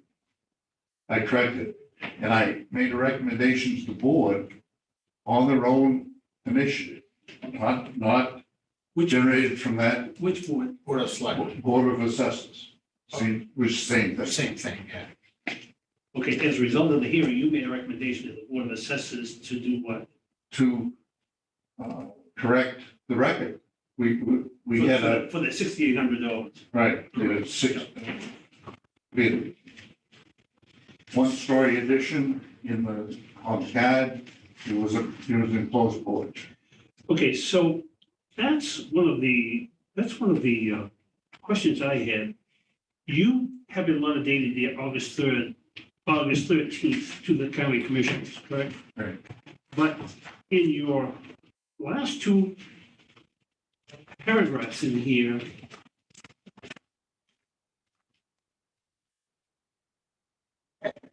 you say that you're recommending the board.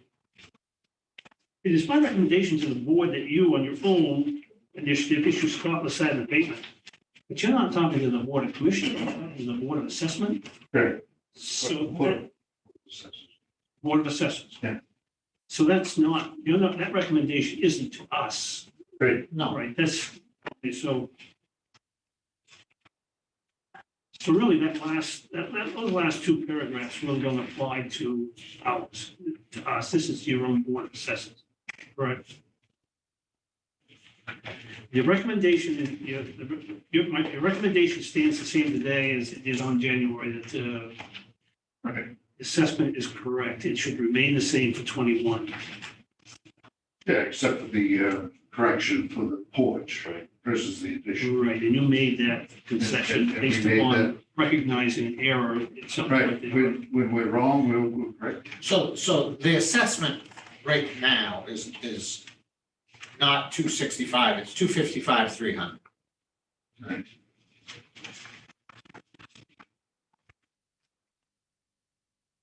And just to. Or, I'm sorry, it's not 262, 100. It's 255, 3. We printed that. It's that less than 68. Well, what I did is before, let me add these.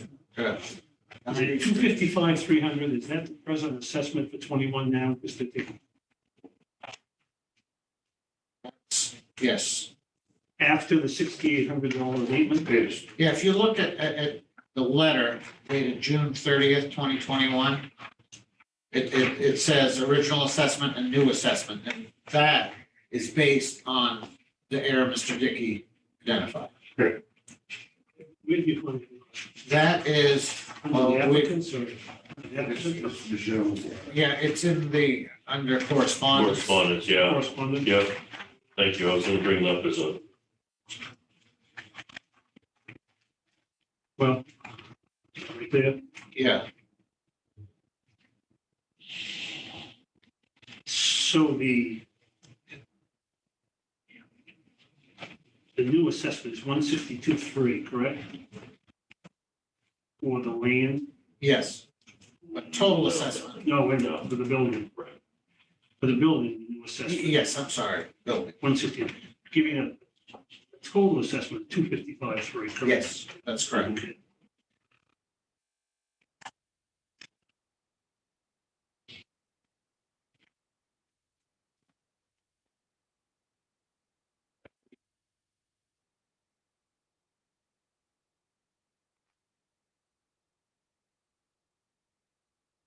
So I guess, And if you were to subtract the difference in the view, 35,000 is 35, right? So the argument here, just so that I can lay this out, is 255 minus 35,000.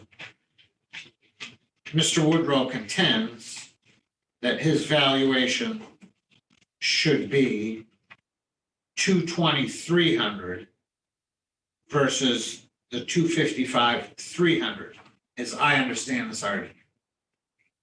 Is that a fair assumption of I'm asking, one contention versus the other?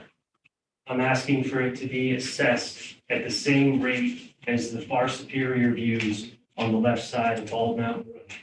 Okay, so you're asking that it be reduced from 75,000 base to 40,000? The 40, not the 20. I'm not asking for that. I'm accepting that there is a pleasant view for about 40 degrees when you look out the back. But it's nothing in comparison to those properties left at Bald Mountain Road, which have a vastly superior view to me. And I'm asking to be assessed at the same rate as them. Gentlemen, we still have an issue here that I think we need to go on record. And that is that this meeting between Mr. Woodrow and Mr. Dickey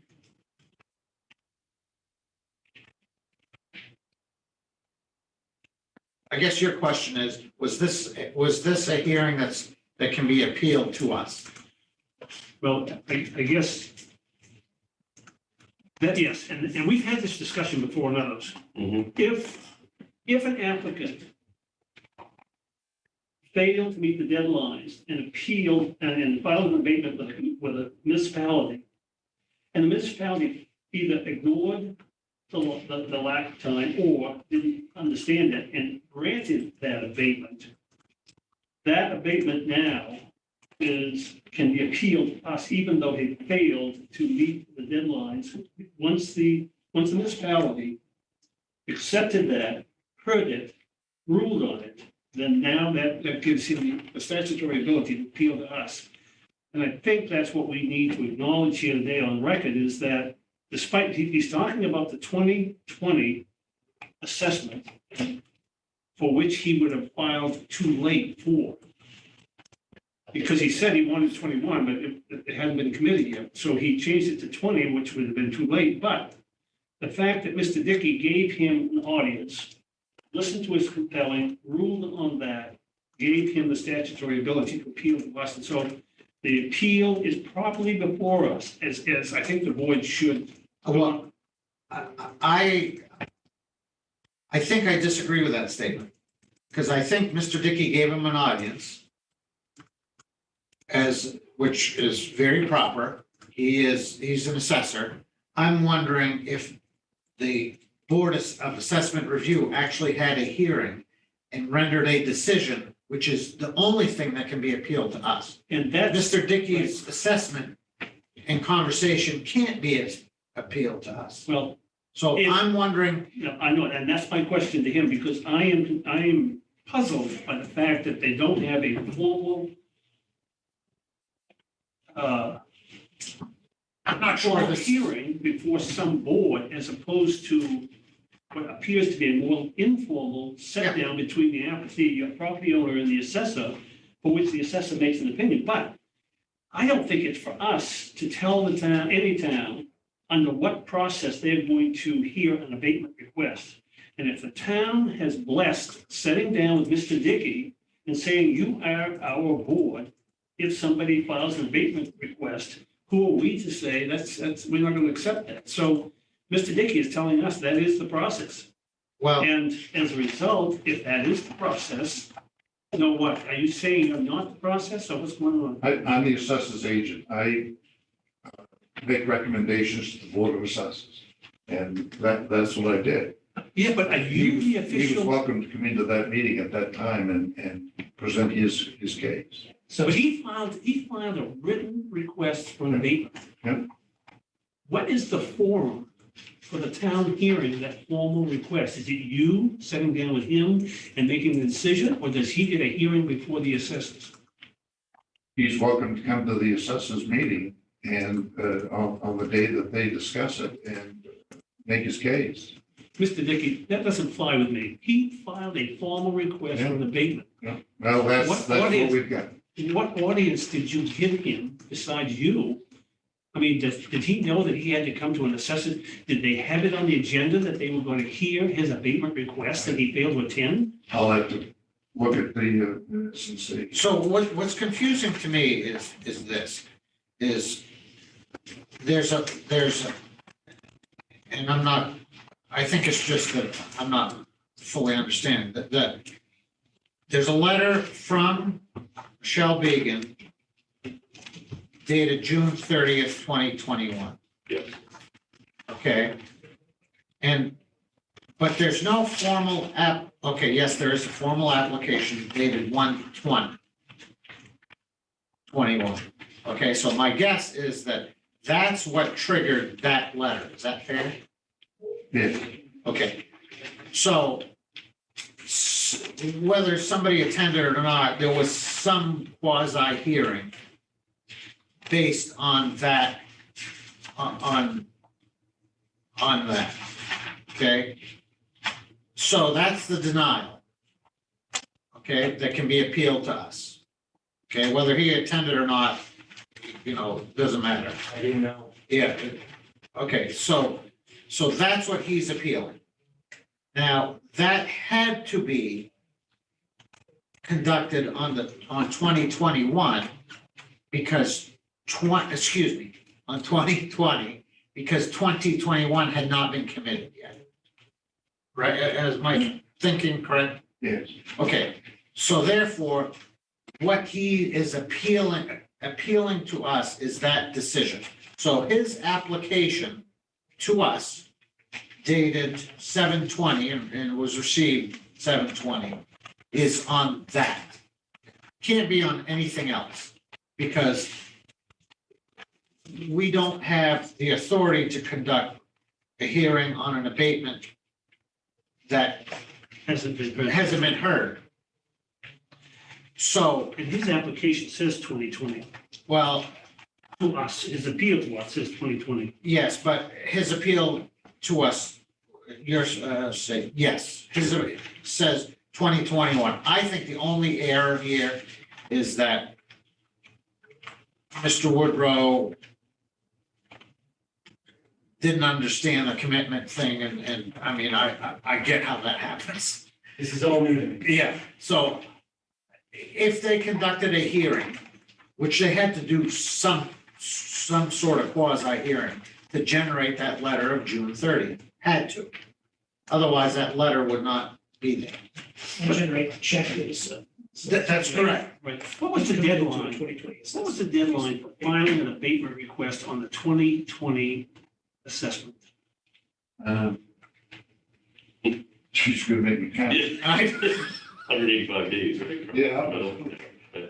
When did they get us committed? February. February? So February of what, 21?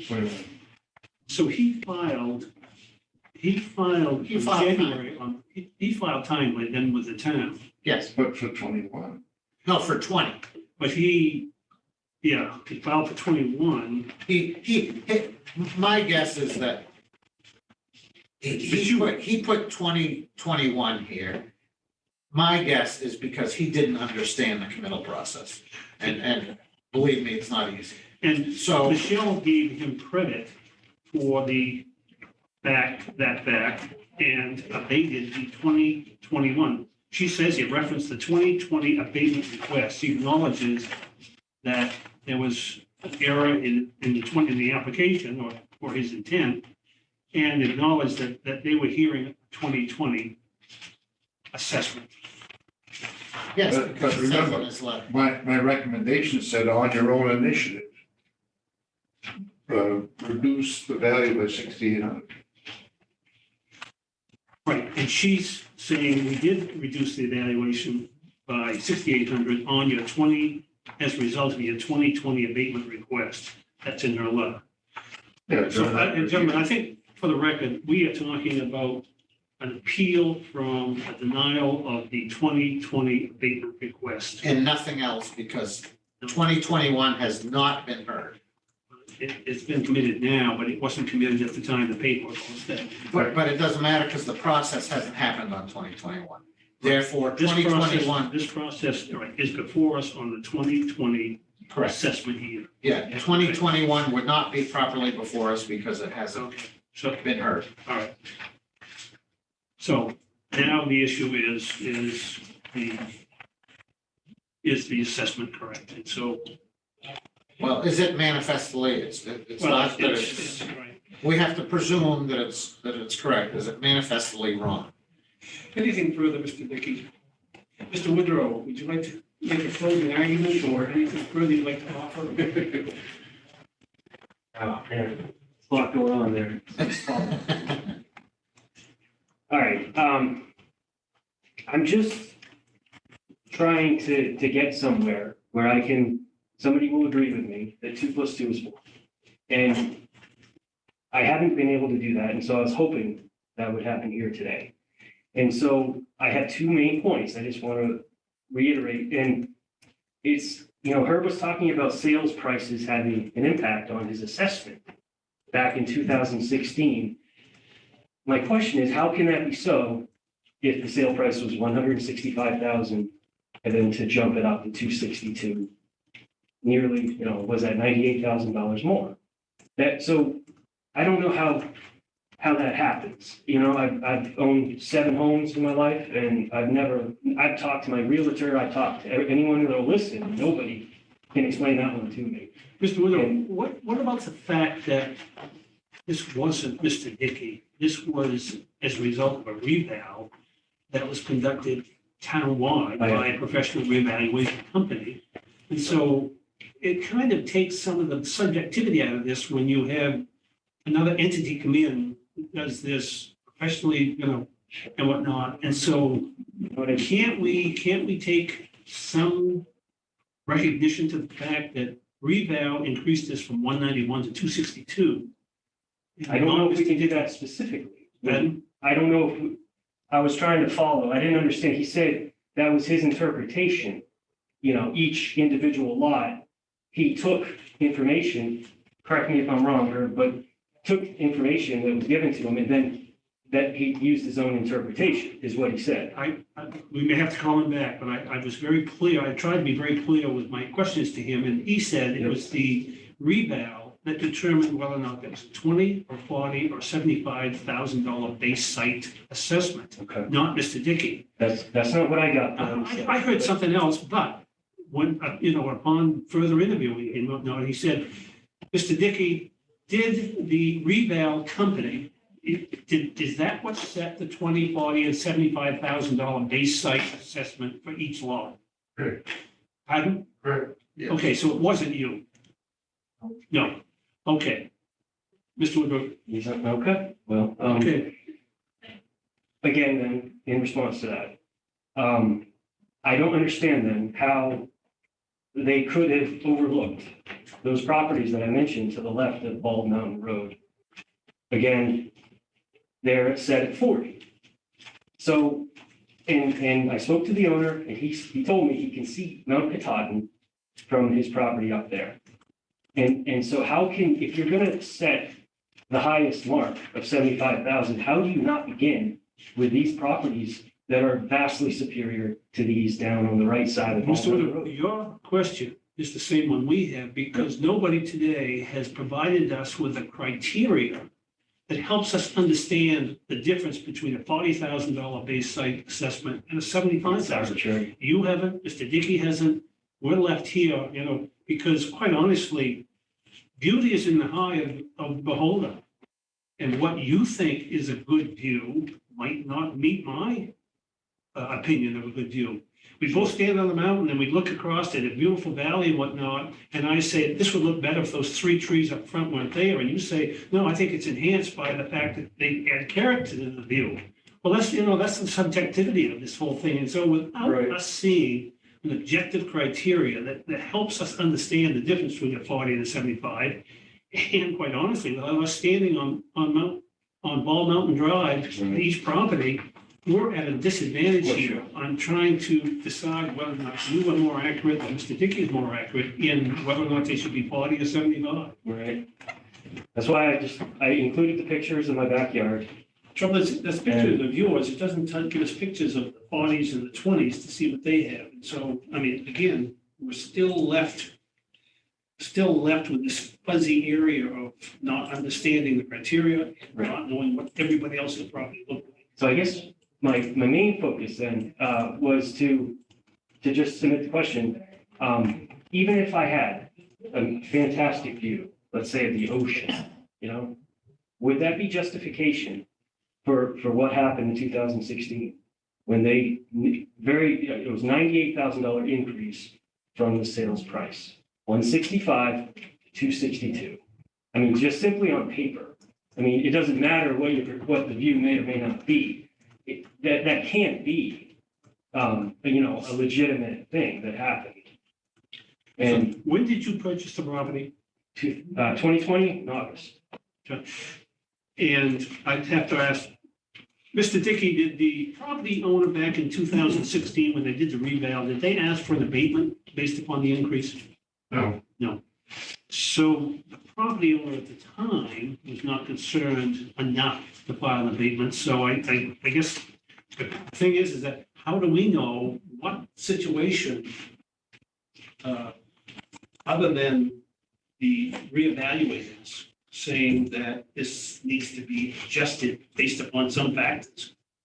And I guess Mr. Dickey, did you have the 20, 40, and $75,000 base site assessments prior to 2016 reval? 2015 reval, do you remember it? Was there some assessment based upon view before the reval? vaguely, I recall some differences. May not be specific to this area, but in general throughout town, things did vary. Based upon beauty, Based on what Kyle Lowe found, on what, on what the previous assessors agent, Kyle Lowe found, but he had some For kind of sale. assessment based upon view though. view and sales. Yeah, yeah. So here's where we are. We are compelled to assume that the the assessment is correct. And so that's an assumption that we have to make. The burden is on the applicant is to show us that it's manifestly wrong. With evidence. What we have here is the evidence that he's presented us. So I think that we've heard all the evidence, you know, that there's no new evidence being submitted. It's all here. I think I think what we need to do is Deliberate on the facts. deliberate on the facts. Yeah, that's good. You had 2 points. Did you make both your points? Just, yes. Okay, very good. Then there's no new evidence then.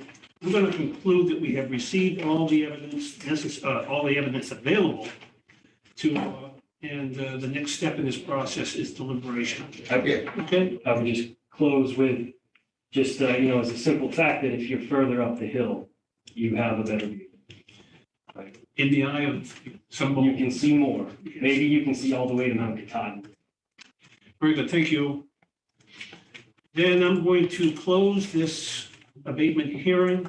Chair, before Oh, I'm sorry, Jim. no, you guys figured that one out, but I can't remember that you gave Mr. Dickey an opportunity for. Did you want to close, Mr. I Dickey? just want to make sure we're clean on that, so. You all set?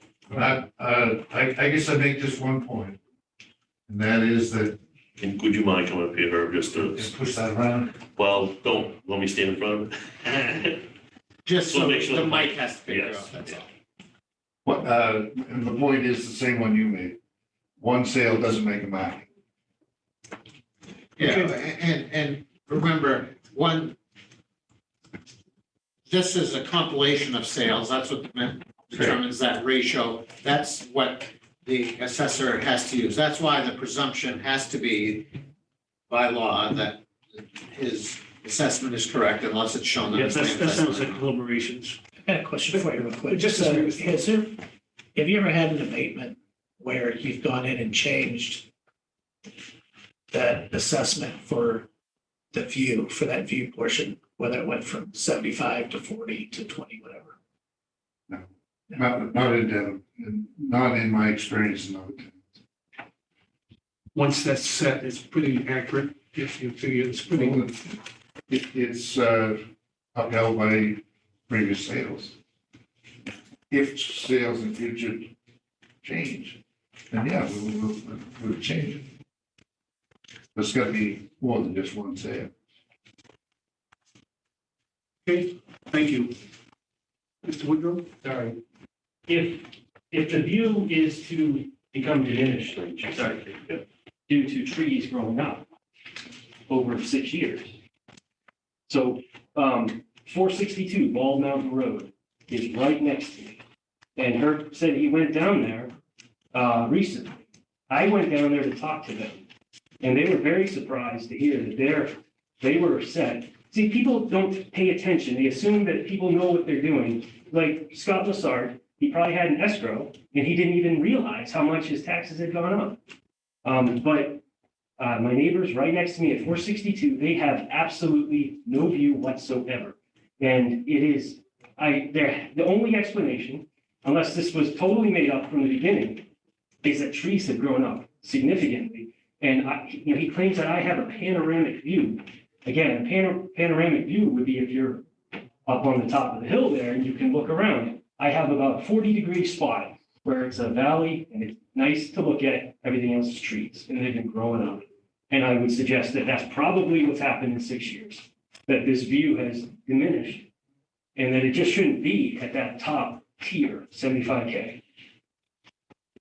Okay. With that, I'm going to close this abatement hearing. Gentlemen, and for your advice, for your information, gentlemen, we traditionally want to digest the information we have in front of us and deliberate at a later date.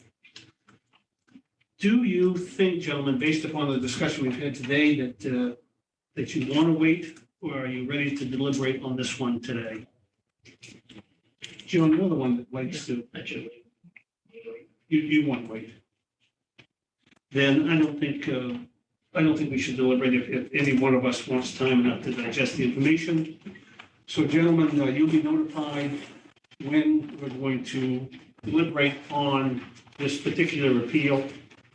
And I can tell you that will be sometime in the next 30 days, probably. Okay? Probably the next. You want to schedule for the next meeting? Yeah, so that's So what we'll do this you look again? forward to hearing. No, we won't do this again. We'll, Yeah, good clarification. we'll deliberate, and then if we have questions, we may ask them. Is that No more correct? evidence, no more. No, we don't take any evidence, we don't take any Sure. comments. No, but we can ask questions. No, we have to. Okay. We have to take the information that's in front of us today. Yep. I guess we're gonna try to schedule this for the next meeting, which is 2 weeks from now. You're all in free and yeah, let's, while they're here, let's I do don't the know first. I don't know what the next agenda even looks like, so. Yeah, I think we can, I think we should be able to do that, yeah. All right. Time frame, we'll just, I'll let you know later. Yeah, we Oh, are you gonna be, you're gonna be south? Can you zoom it in, zoom in? Figure some, or have Michelle Well, zoom in, or, I'll turn it over to Michelle. okay, yeah, but we're not taking any new evidence. right. It's just a matter of. Last time. we just need to deliberate. and make a Everybody here decision. at your delivery. yeah, I mean, you don't have to, I just wanna make sure that we're covering, right? Yeah, you have the opportunity to watch or participate if you so choose. Yeah. Gentlemen, we have 2 deliberations though from previous abatement hearings. Do you want to take a quick break or do you want to? Please. Fine, take a break. We're going to take a 5 recess. minutes. Take a few minutes recess. Might be in a better mood. Yeah. I know I will be. So you'll let me know when that. Yeah.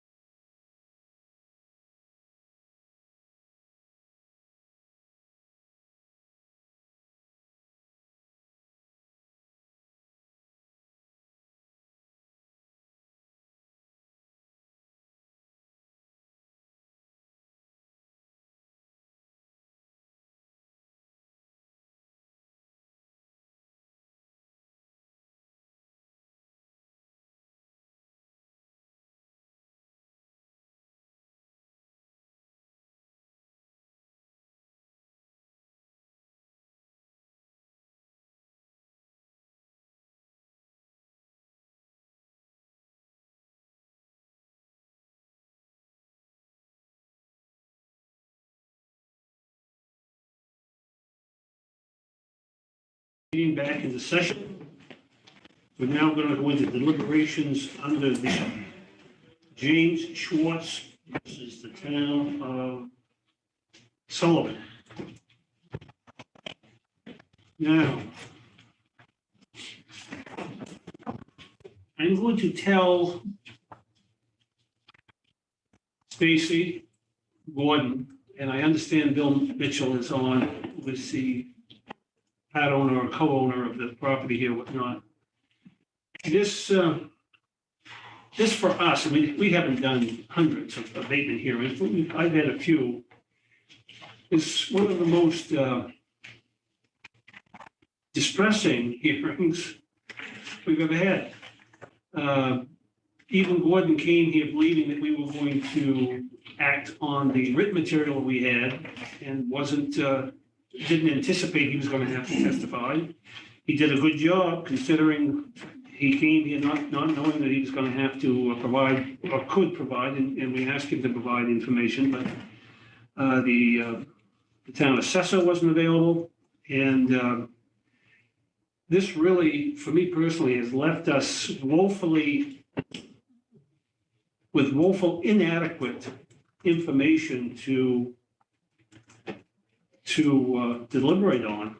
And so So we're doing the Schwartz one we're doing the Schwartz one first. first, okay. That's the second one on the agenda, okay. Oh, I got backwards, I didn't realize. I got Schwartz in front of me, if that's okay with you. That's fine, I just wanted to make, So we're gonna do the best we can, given the limited or the information that we didn't get and whatnot. So, gentlemen, as we all know, what we need to first decide is if we have enough information to determine that the assessed value is manifestly wrong from the true value of that. And so I'd entertain comment, discussion, and comments now as to your opinion on whether or not that's the case. Paul, you want to start? sure. I've studied both of these extensively and took pretty good notes on the hearing and the evidence that was provided. And I believe this one is manifestly wrong. I can outline my reasoning.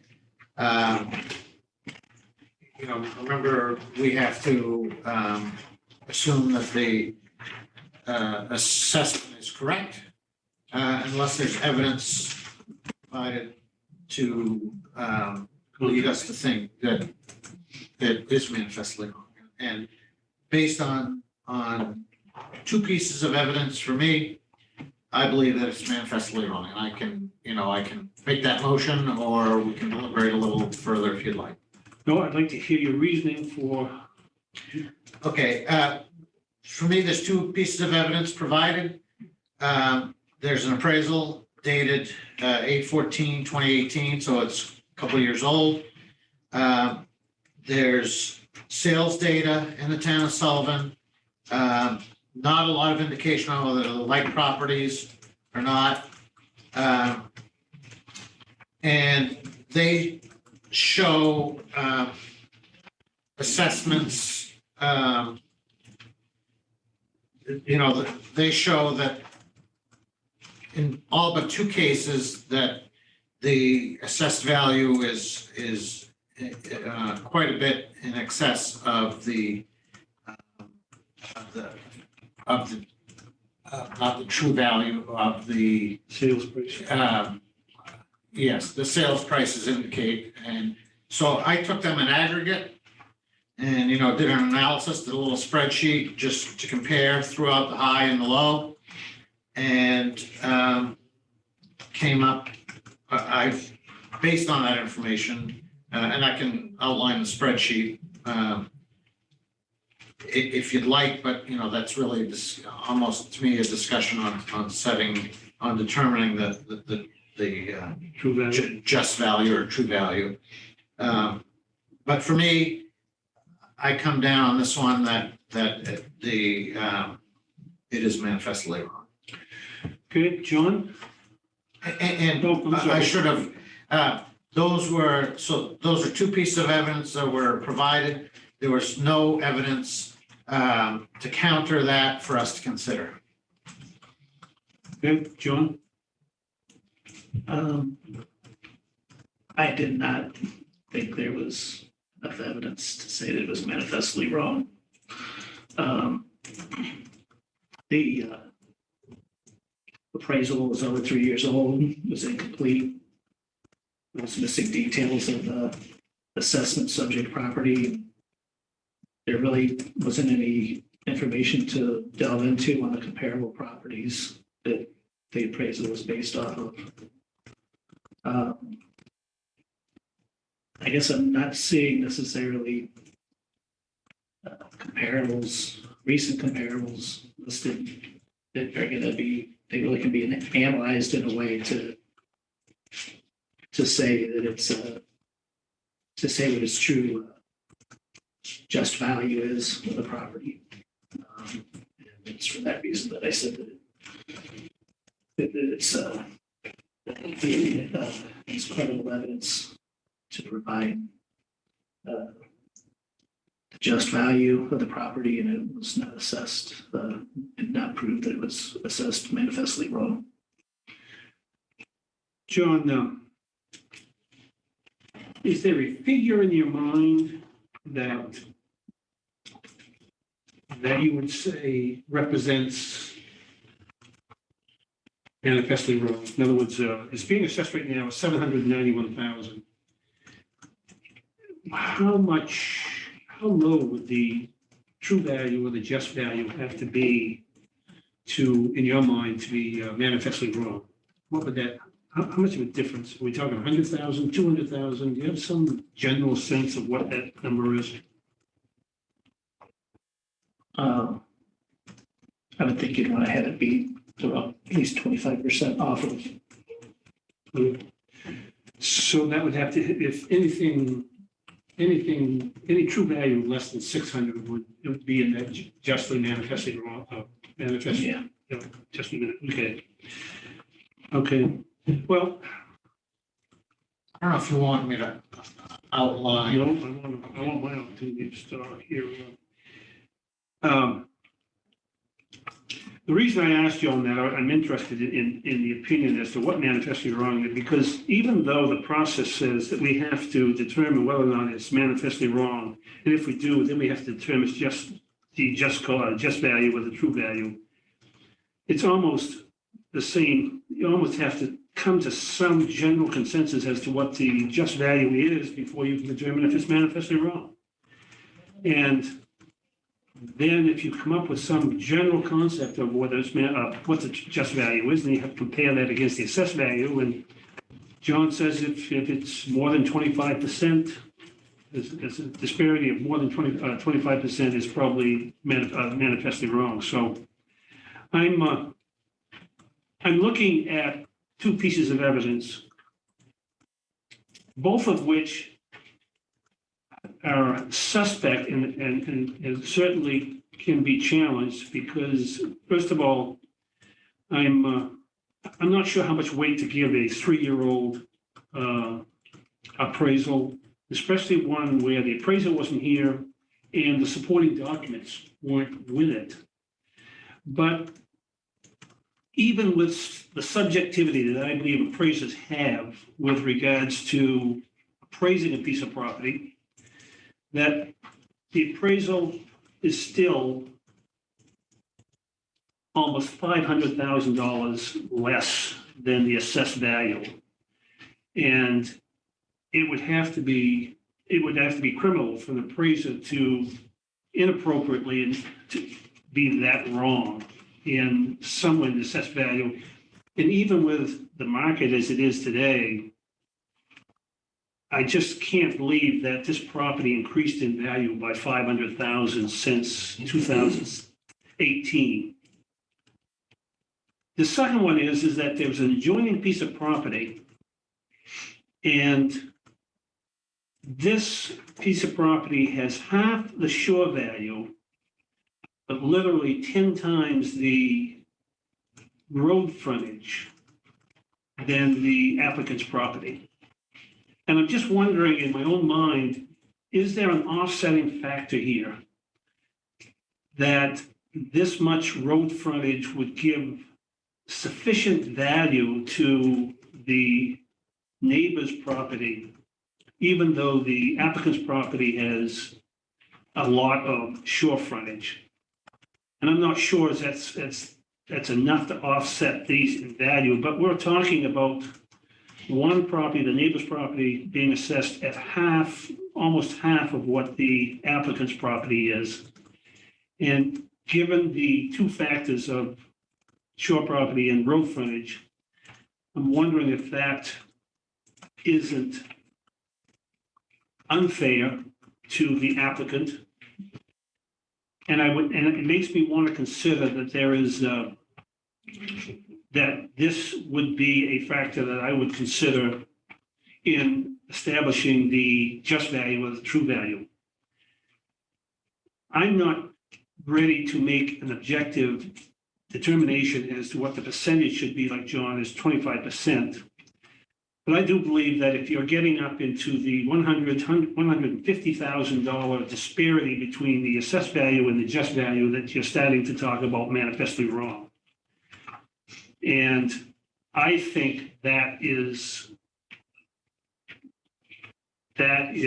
getting, in my mind, we're getting dangerously close to manifestly wrong, especially when I see that sales,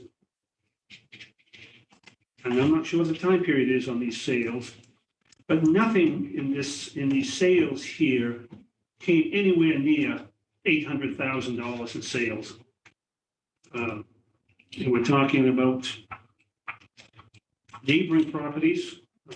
But anyways, so I'm ready this morning to say that I do believe that the assessment is manifestly wrong, and there needs to be an adjustment to get this assessment closer to the just value or true value. Paul. I'm gonna make this motion, and because we really can't have the next discussion unless this passes. So I'm gonna move that based on the evidence provided, the assessed value of the James Schwartz property located at 23 Seamus Lane in Sullivan, Maine, the assessed value of the property in Sullivan, that I said in Sullivan, in relation to the just value is manifestly wrong and an injustice resulted. That's basically quoting the legal advice that the memo on what the motion should be. And I'm going to second that motion. Discussion on the motion. So one of my problems, though, is we're supposed to just base our decision on the evidence that's here. And I have a hard time basing evidence on a Xerox with addresses on one side and handwritten notes on the other and saying, not that you would be misleading on it, but to me, like, there has to be documentation of the sales, something more than this to like go, oh, this one's the fair market value. Like you're trying to, I just don't feel like there's enough hard documentation from the appraisal or from recent sales to really, I don't know, I just feel like I want something that looks a little more like I couldn't just do this on my word processor. Well, totally agree with you, John, and I'm going to touch on that. But we do, and this is a difficult one because we are basing this on the evidence provided and lack thereof. So I think you're going to find that, the rest of the discussion kind of interesting. But, for me, there was enough evidence to show that it was manifestly wrong, although it was limited. It was 2 items. And John, your point about doing the evidence looks like it could have been done on a word processor. It did come from MLS as far as I can tell. Just having seen what the document looks like, but that's just experience, my experience. And as I understand it, those 2 pages list 14 sales, and the number in print is the sale price, and the number in handwriting to the right is the Tax card. the assessed value. And there's If actually, if that's correct, I've done that analysis, and there's actually 13 because one of them was twice. was I? Yes. But, and I'm not saying, John, when I look at this, that these properties compare with the applicant's property. That's not my point. It's just, and I don't know what the time period is here, it's just that, why wasn't there another property, 13 sales, why wasn't there another property that sold for 500,000, 600,000, 700,000? And I don't see that in the sales, even. Did you see a date? You didn't see a date. There's some that have dates, but if you go back to the property card. Yeah. Anyways, I just. We don't have information in front of us to show any sales in the $800,000 range. And that bothers me. That does not correct. So we have a motion on the floor.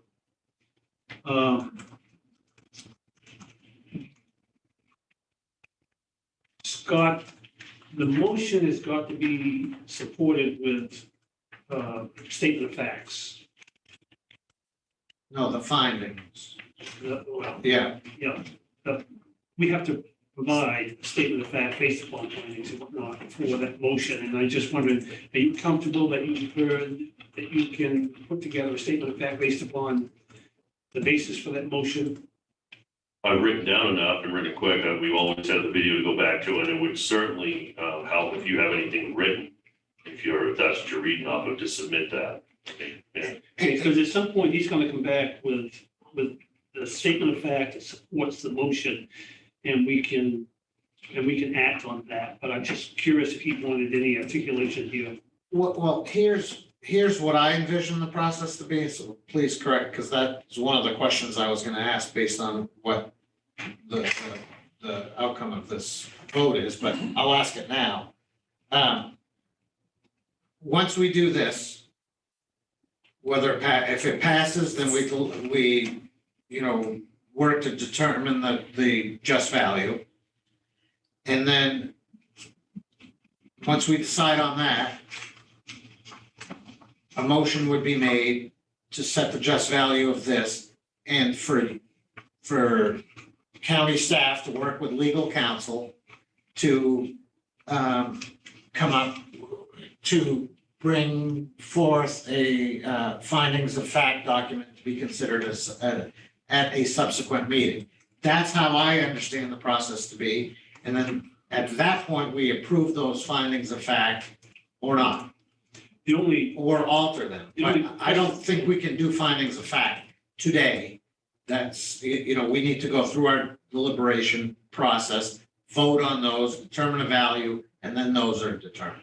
The only question I have is that I don't think it's runs by legal law. I think it's basically, Scott is going to try to articulate into a statement of fact what supported your motion and what supported my second and our affirmative votes, and try to incorporate that into a statement of fact and come back to us. Well, I would like it to go to legal because there's, that document should be in a certain format.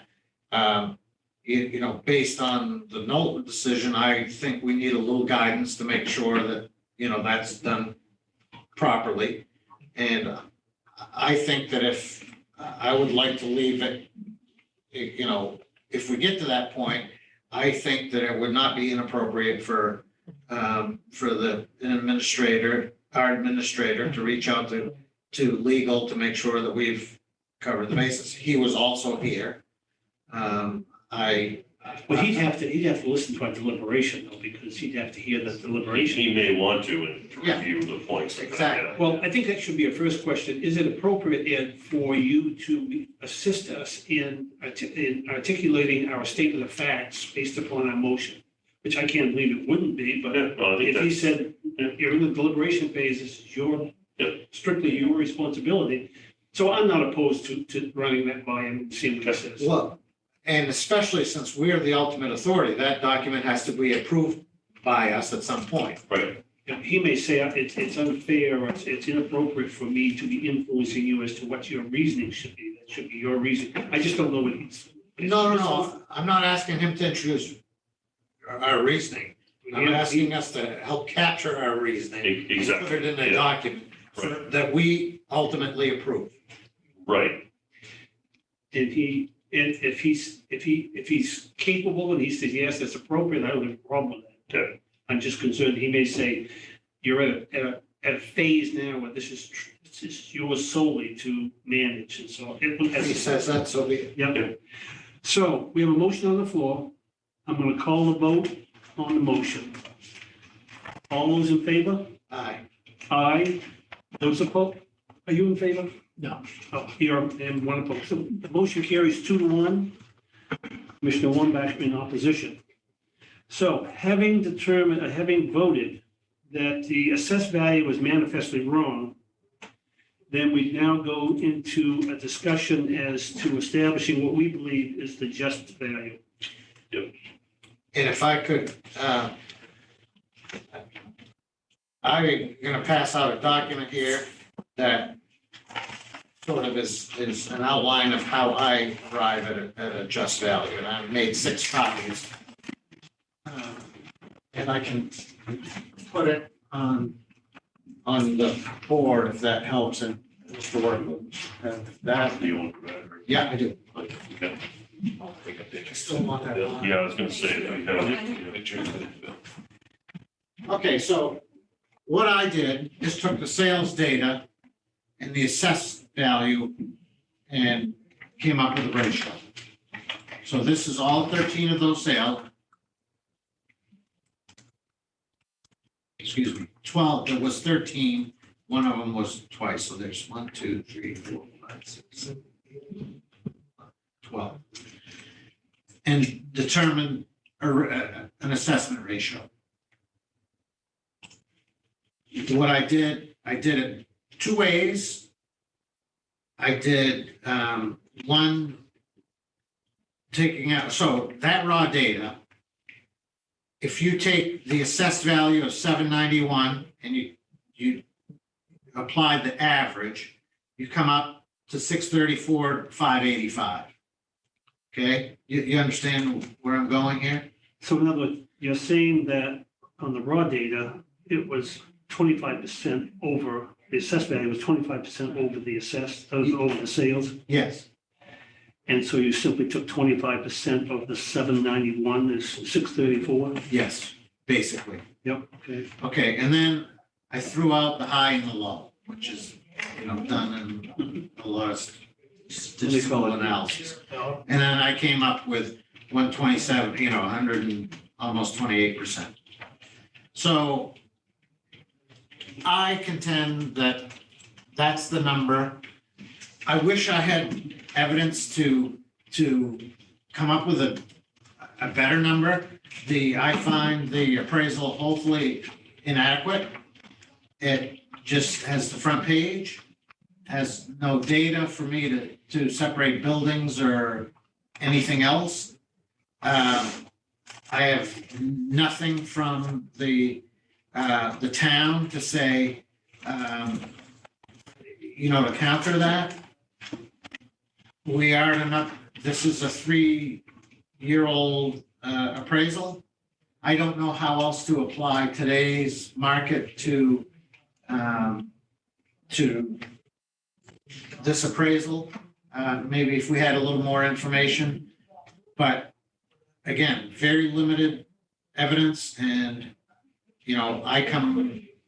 I would argue that the just value of that parcel or that property is $619,637.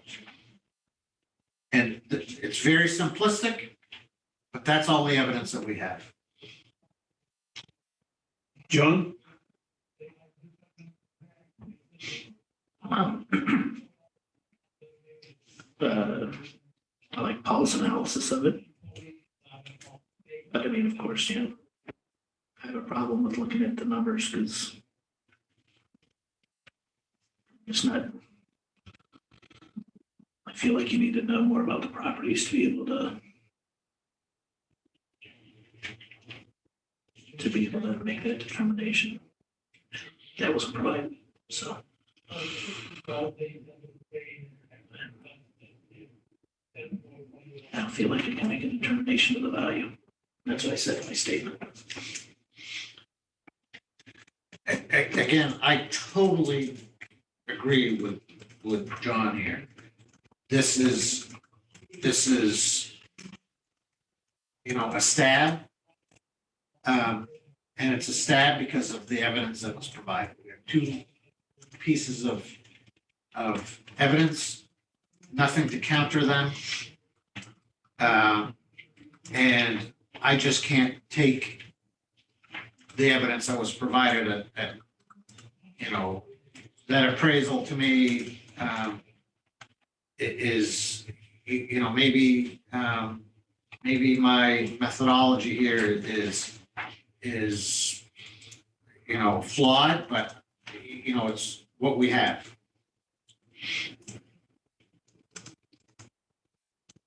Well, I acknowledge in your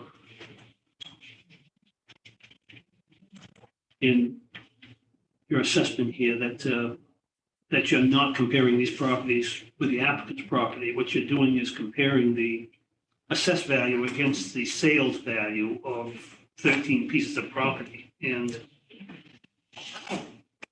I think that's a good exercise. I think that certainly tells us something. And if we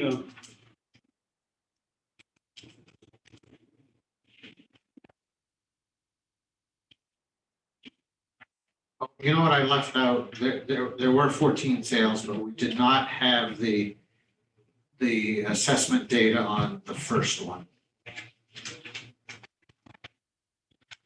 I thought that was 149. Oh, you mean Well, the one? see, I think there's two of them here that are duplicated, and I think that's why there's only 12 sales instead of 13. I don't know what page we're from. I had the Kaleman Road property in my first page. Do you have that on the second page? Yeah, I have mine are reversed. My but- reverse, but Yeah, well, anyways, the 2367 Schooner Lane is duplicated. yes. That's why you don't see a assessed value for that. Yeah, as is 2367 US Highway. That's what I'm saying. That one's the duplicated one. Yeah. So on your page one, when you see that, that's why there's no assessed value, because that wasn't really included. So anyways, yeah. And the next one down, the 22 Schooner Lane is listed twice. Okay, so when I take your exercise, I look at, and what you're doing is you're talking about a just value of $170,000 less than the assessed value. And I didn't do an objective number, but considering the assessment on the applicant's neighbor, despite the fact we were talking about a reverse on road frontage and shore frontage, I think $170,000 adjustment gets the applicant's property closer to the true value. And I could accept that as, even though I accept your exercise as one piece, but the fact that the adjacent property is $400,000 is half of what the applicant's property is.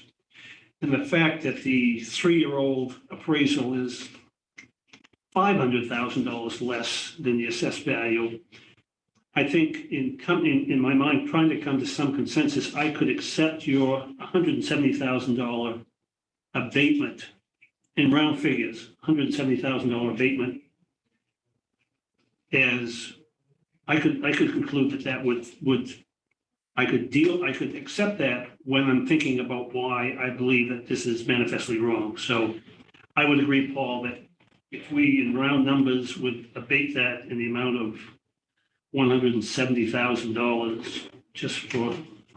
Well, here's my, and as I read it, our task is to determine the just value or the true value. That's our task, and then the abatement is derived from that value. So here's the other reason that reinforced my thinking was that, I looked around at the other properties, and remember, we're not supposed to assume that those are correct either. So, we're supposed to determine a true value, and it's not based on other assessments. So, but in bouncing those off some of the other assessments, it got us a little closer, and it makes more sense to me.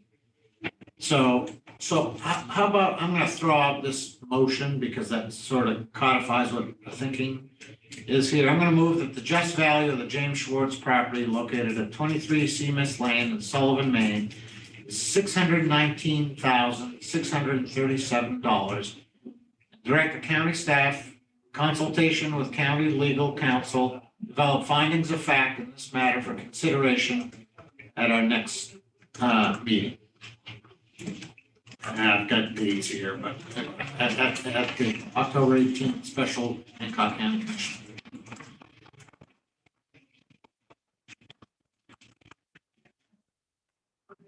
So what that's going to do is that's going to generate an abatement of $171,463. But, our task, as I read it, is not to determine the abatement, but to determine the true value or the just value. That's why my motion is worded the way it is. And I'll second the motion.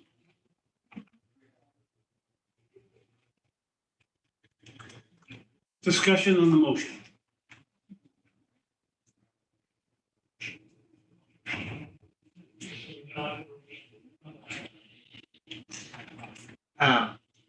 I understand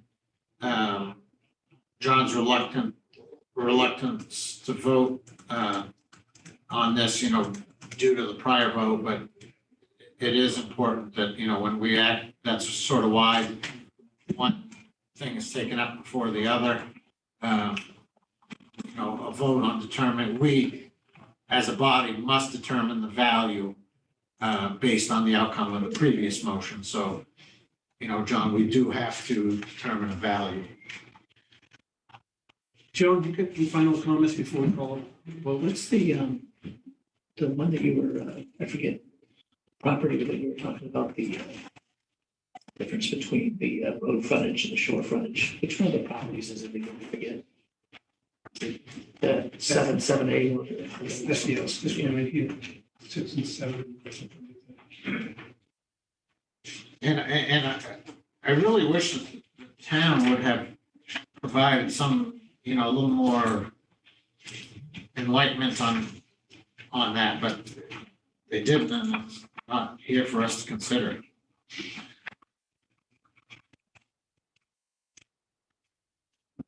Ready to call a vote, John? Sure. Okay, I'm going to call the vote on the motion. All those in favor? Aye. Aye. Aye. Vote is unanimous that the value would be, just value would be set at $619,637, resulting in an abatement of $171,463. And at a subsequent meeting, Scott will come back to us with findings to the fact for both our motions. Any further discussion on this abatement deliberation before we move on? Hearing none, and we'll move on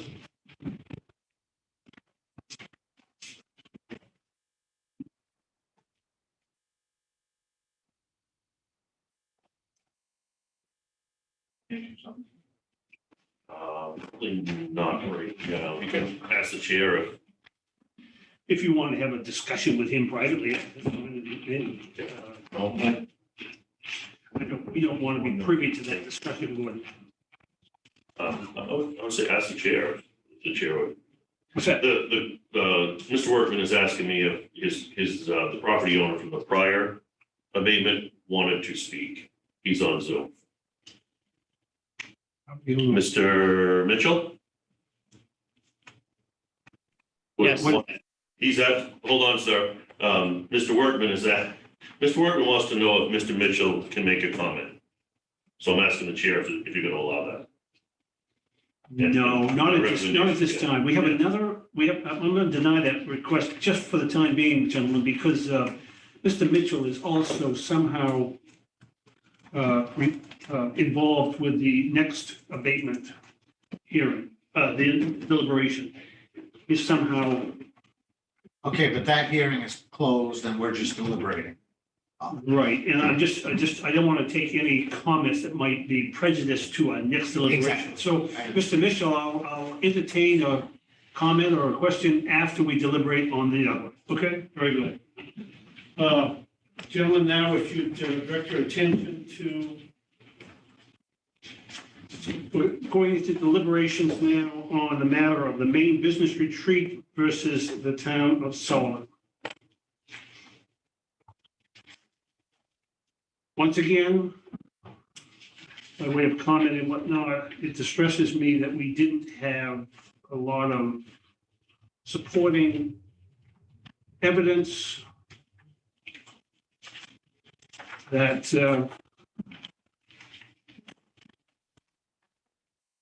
but anyways, we're going to have to try to come to some consensus on the appeal based upon what was presented to us during the hearing. Paul, do you want to start? Sure. For me, on this one, there's, we have an appraisal. We have no comp sales data as part of this application. We have no sales data as part of this application. We have no evidence of condition other than anecdotal evidence, that it can't, prove or disprove. The appraisal is, again, 3 years old. And no evidence provided to bring it up to date. Again, I mentioned sales data. So for me, I'm inclined to deny this one because I see no evidence to show me that it's manifestly wrong.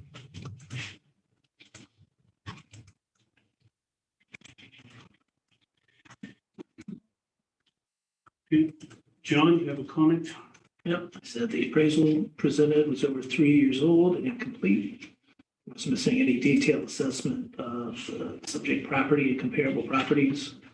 No documentation of recent comparable sales makes finding a just value of the property difficult, if not impossible. I do not feel credible evidence was provided that shows the just value of the property was assessed manifestly wrong.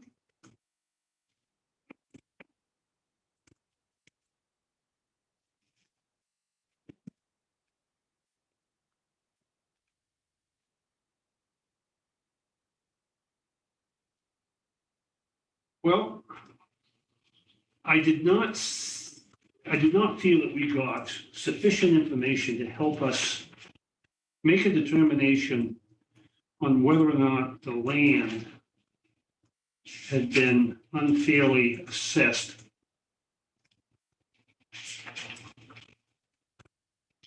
At $398,400.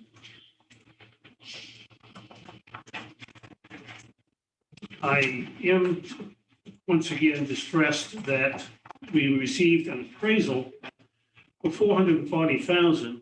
And had we received sufficient documentation with that appraisal, we might have been able to determine whether or not that appraisal, that appraised amount was based more on land and buildings, because I'm bothered by Gordon's statement unequivocally made that he says the building is unlivable and not worth being restored. And that the town has an assessment on the building of $229,000. Is that right? No, it's more than that. I thought it was 282. Yeah, it's 281? 281. Yeah, almost 282,000. I'm sorry. 281.5. 281.5. But, and I say to myself, this property was acquired in 2016, so the present property owners had this property for 5 years and hasn't occupied the building, which gives some credibility to Gordon's statement that it's unlivable. But at the same time, I say to myself, I'm wondering though if I can accept Gordon's statement that it can't be restored, because if it can't be restored and the property owner knew that, why would they tear it down and avoid this $281,000 worth of assessment? So I'm really challenged by the building assessment here. And again, I'm discouraged that we don't have sufficient information to help us understand what the true value of that building is. But I've got to believe in my own mind that if that building was worth $281,000, the property owner would have kept it in good shape, would have restored it, would have perhaps had somebody living in it, perhaps within 5 years or something, but it just sits there. And I'm of the opinion that that building has a less true value than the 281.5. And for that reason, I think if you get that building down to somewhere around 100,000, if it's even worth that, you're talking about $180,000 disparity between the assessed value and what we think is the true value, and that would constitute, in my mind, a justly manifestly wrong assessment. And although I can't give you an exact value on that, I think that building assessment should be, I think it's, in my mind, I think it's much less than the 281. And I believe that there needs to be an abatement here, giving the value of that building. I wouldn't disagree with you if there was evidence to show me that your statements to be accurate. I'm not doubting them, but they're just not supported with the evidence provided is where I stand. But we have testimonial evidence from Gordon saying that the building is unlivable, can't be restored. We have no contradictory evidence of any kind, whether testimonial or physical evidence from the town disputing Gordon's contention. And I guess, where does that leave us? I mean, Well, where, in my opinion, where that leaves us is, we're free to weigh what evidence we can. I'm not doubting them, but I just don't, there's no evidence for me to quantify or apply or, it's really anecdotal evidence. well, testimonial tends to be anecdotal. Yes. And it's not, we don't have any evidence. We don't have compelling evidence, I guess is what you really mean, because Gordon's statement that this is unlivable is testimonial evidence, whether you can give it the weight you want or don't want. Yeah.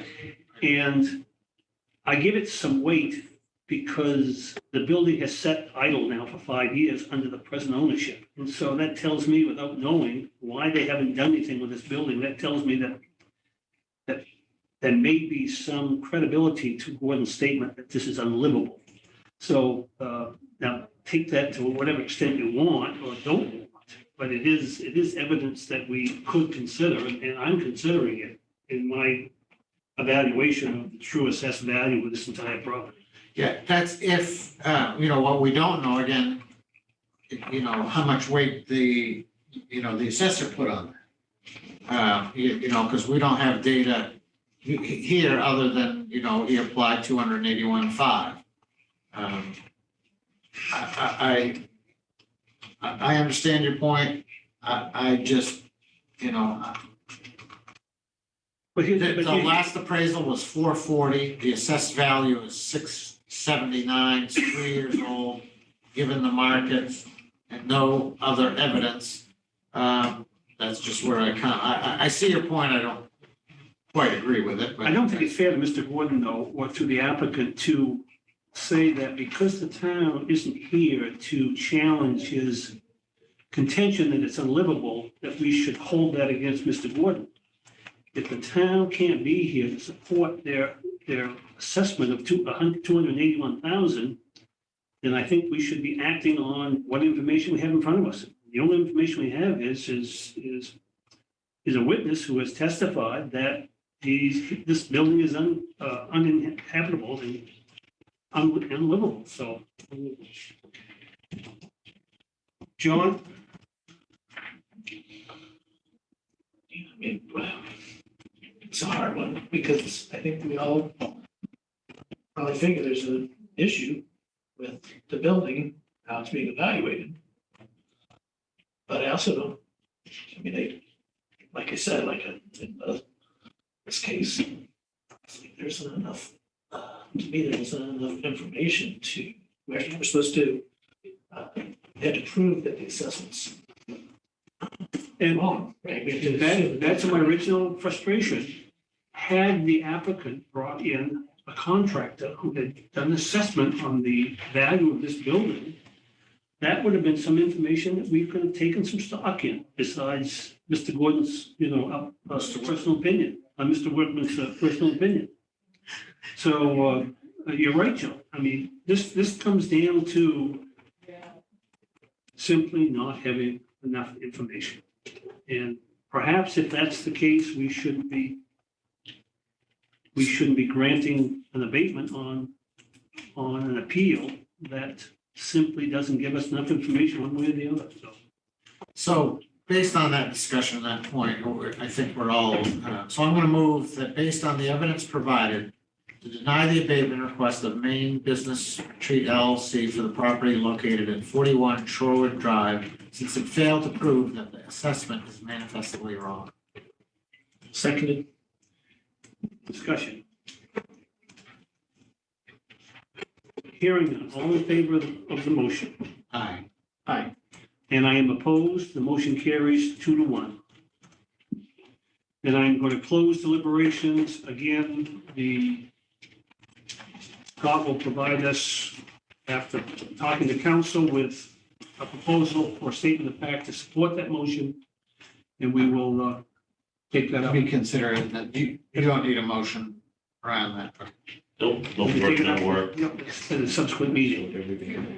So, Mr. Mitchell, we have done deliberating. We have made our decisions and whatnot. Did you have a comment or a question or a concern you'd like to air with us? Yeah, just a couple. First of all, really appreciate the time you guys have taken. And it didn't look like you just went through the motions. So you actually took some time to study some things and consider things. So from my standpoint, even though I don't agree with part of it, I really appreciate your guys' deliberations. I think I wasn't expecting that. And I think it was very I just really appreciate it. So thank you. That's the first thing. I'm curious where to go from there because we are tearing that house down because it's not livable at all. We've been working with McCullough, which is a site guy or something up there in Ellsworth. Andrew, On Reed. Yeah, Yep. Andrew McCullough. We know Andrew, yep. Yeah, and we're working with him. I'm sorry, go ahead. Well, I'm just curious, why didn't you make that decision several years ago? You've been paying, the equivalent taxes on $281,000 for 5 years on an unlivable Yeah. building. So one is not knowing. That's the first thing, just didn't know. But we did approach the town of Sullivan to say, hey, look, you guys are assessing these properties too high. And I don't remember the fellow's name, but he called me back and basically said, well, they're all assessed that way. And I'm a busy guy around, I've got a big business in another area of the country. And I just never paid attention. That was really the bottom line. We just didn't pay enough attention to it. And the whole intention was to tear down that piece of property and build something else on it. We just haven't got to it because we have another big property up there, Camp Nokomis, which, we spent a lot of time on, and, that just took the time and attention. But I happen to think that property's probably both those properties are worth probably half the assessed value. But we did approach the town of Sullivan, and I approached them personally and got rebuffed in both cases, and just sort of took their word at it and just rolled on just out of busyness. So we are going to tear the property down on Shorewood, and the Seamist property is a beautiful piece of property.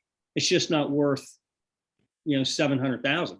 It's worth a lot less. And that was a family piece of property that the Schwartzes that he's owned for however many years. So it was in the family and just never. He's in Texas, running his business in Texas, and just hadn't paid attention to it, is what happened. But I think overall, and I don't know what we do about this, but overall, the town of Sullivan, I think, just has, and I get budgets and all that. It's just they're just assessed the properties. They value the properties too high, in comparison, and we're just overpaying.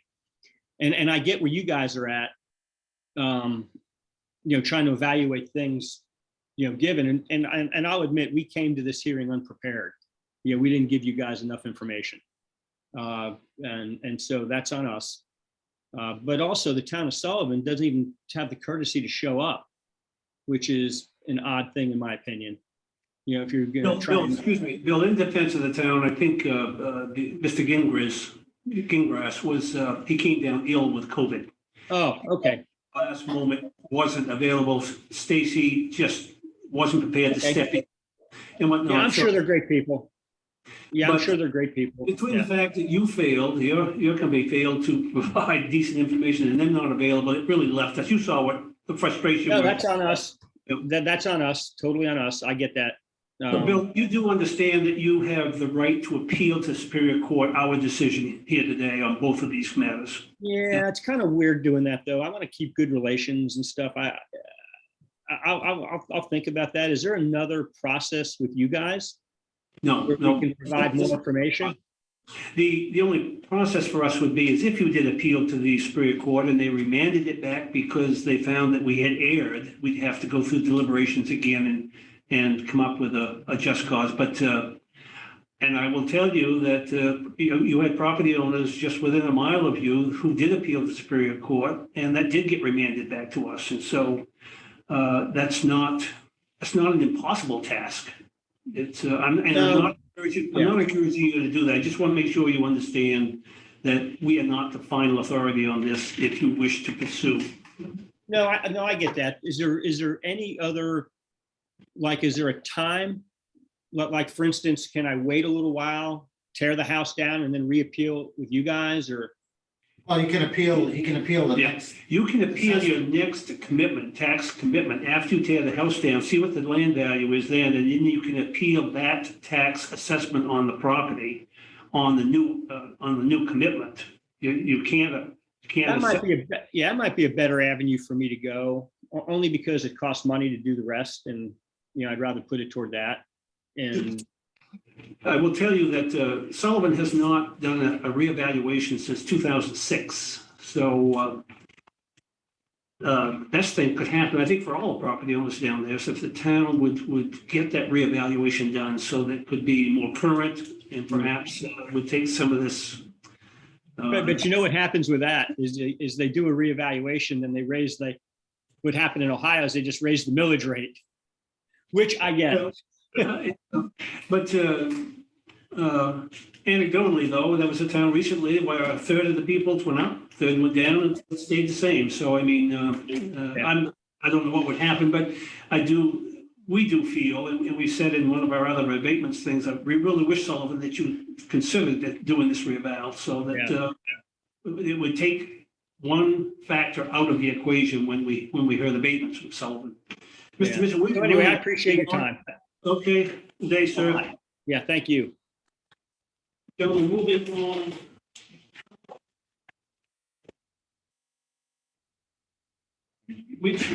Gordon, you all set? Well, I don't, can I say anything? Sure you can. I used to be a contractor, so I'm pretty smart at knowing what's worth something, what isn't worth something. So. And if it's any consolation, Gordon, I believe that your assessment is probably spot on, especially listening to Bill say that he's going to tear it down. So right, and it's unfortunately, that wouldn't have been that difficult to bring evidence to us that could have been compelling. Your simple opinion, didn't cut it. So, I mean, it's again, I don't want to criticize you, but we were short on the information we needed to really make an intelligent decision. Well, like with the appraisal, I didn't realize you needed the whole thing, because appraisals are appraisals. I think you just needed the total. Well, we can take face value with a thing, but we don't have an opportunity to challenge any portion of that. We'd like to talk to the appraiser too, so. Yeah, well, Okay. I knew I would have got the whole dollar. Gordon, have a good day. Thank you, you too. Thanks, Gordon. See you later. Back to our agenda, gentlemen. We move to the finance reports. We have a warrant memo. Yeah. Let's always do this one. Move to approve the treasurer's bills and warrants as presented. Seconded. Discussion. All in favor? Aye. Aye. Let's move on to the trail easement. So were you involved in the original discussion, Paul, on this? I was at the tail end of it.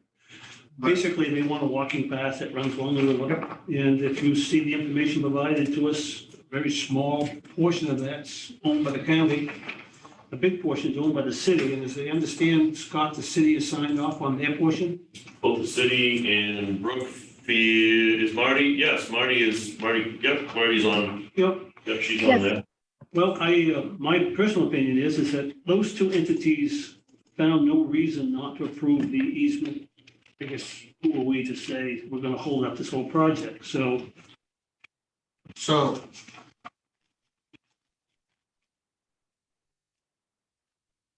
I'm going to move to authorize the chair to sign the Frenchman's Bay Conservatory Conservancy Trail easement as presented and recommended.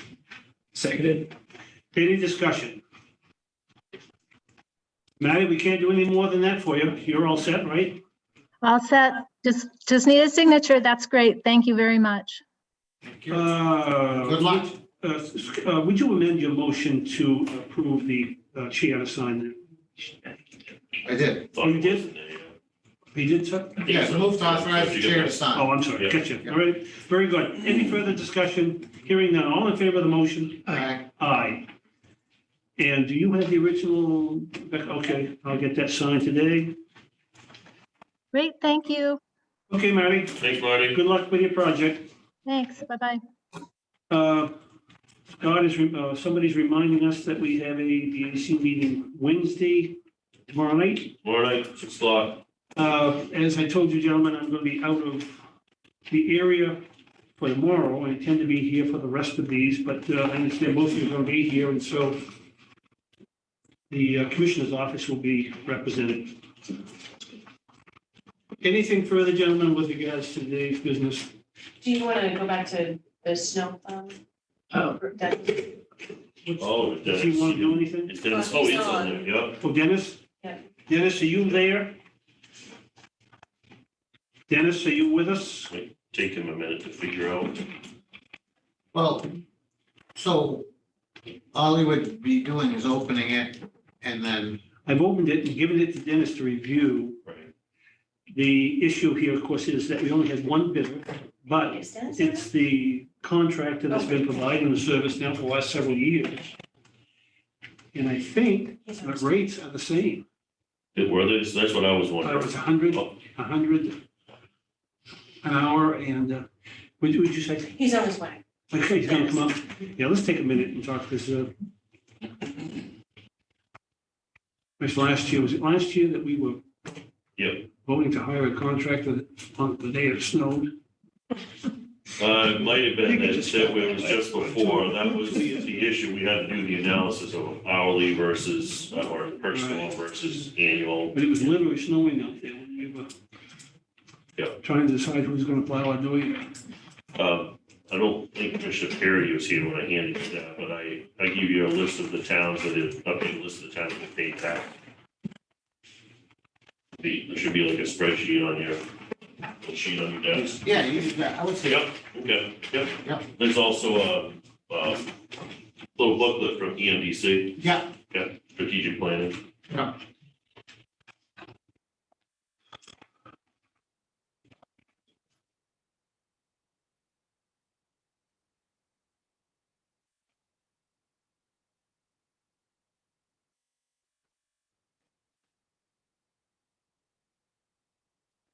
Dennis, the bid that came in from Eric Jordan, are those the same price as last year? Is this Yes, same, but it didn't change?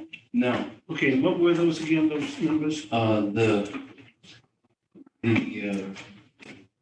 seasonal 21-22 snow season, $5,000.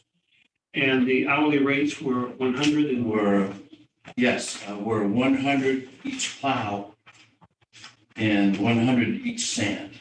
So I did a little comparison, and was what we did last year, mostly we did sanding, which came up to about 20 times. it must have been freezing rain, because we never had a lick. Yeah, no. Yeah, it's a And lot of, so it was a lot of that, and they responded for snow 10 times. Wow. And that, sometimes a half an inch of rain, they have to still Oh, I see. clean it up anyway. So it's a different type of. We did a contract price last year. We did. And did that turn out to be a wise choice? It turned out to be about the same. About the same. Yeah, so that was what, Well, the culmination of, sometimes it's 3 times per storm they visit. And if that's 3 times on average is $3,000 plus 20 times at 100, that's 5,000 right there. Yep. I called Tim up to jail and he agreed that to go with the contract price again was the one wise. thing about it, at least you know what you're gonna pay. You know what I mean? Now, if we have a dry winter, an open winter, but. So is that your recommendation? It is. What's the amount? $5,000 for the season. And this contract also includes $80 per hour for a loader and $65 for the dump truck, which we really don't need because we use the tractor. Hopefully, if we have the tractor available, that's gonna take it now. We didn't last year at all. You did, no. Lost my thought there. So anyways, the recommendation is 5,000 from the maintenance director for 21-22 snow removal season. Okay, From RF Jordan. okay, so I'm gonna move to award the 21-22 snow removal contract in the amount of $5,000 to RF Jordan and Son, as recommended, Chairman. and authorize the chair to sign. Seconded. Motion made and seconded. Any discussion? Hearing none, all in favor of the motion? Aye. Aye, motion carries. So I'm going to sign this. And this, give that to the back of the finish, it should be the top or whatever. Now, pardon? This, I'll just accept it.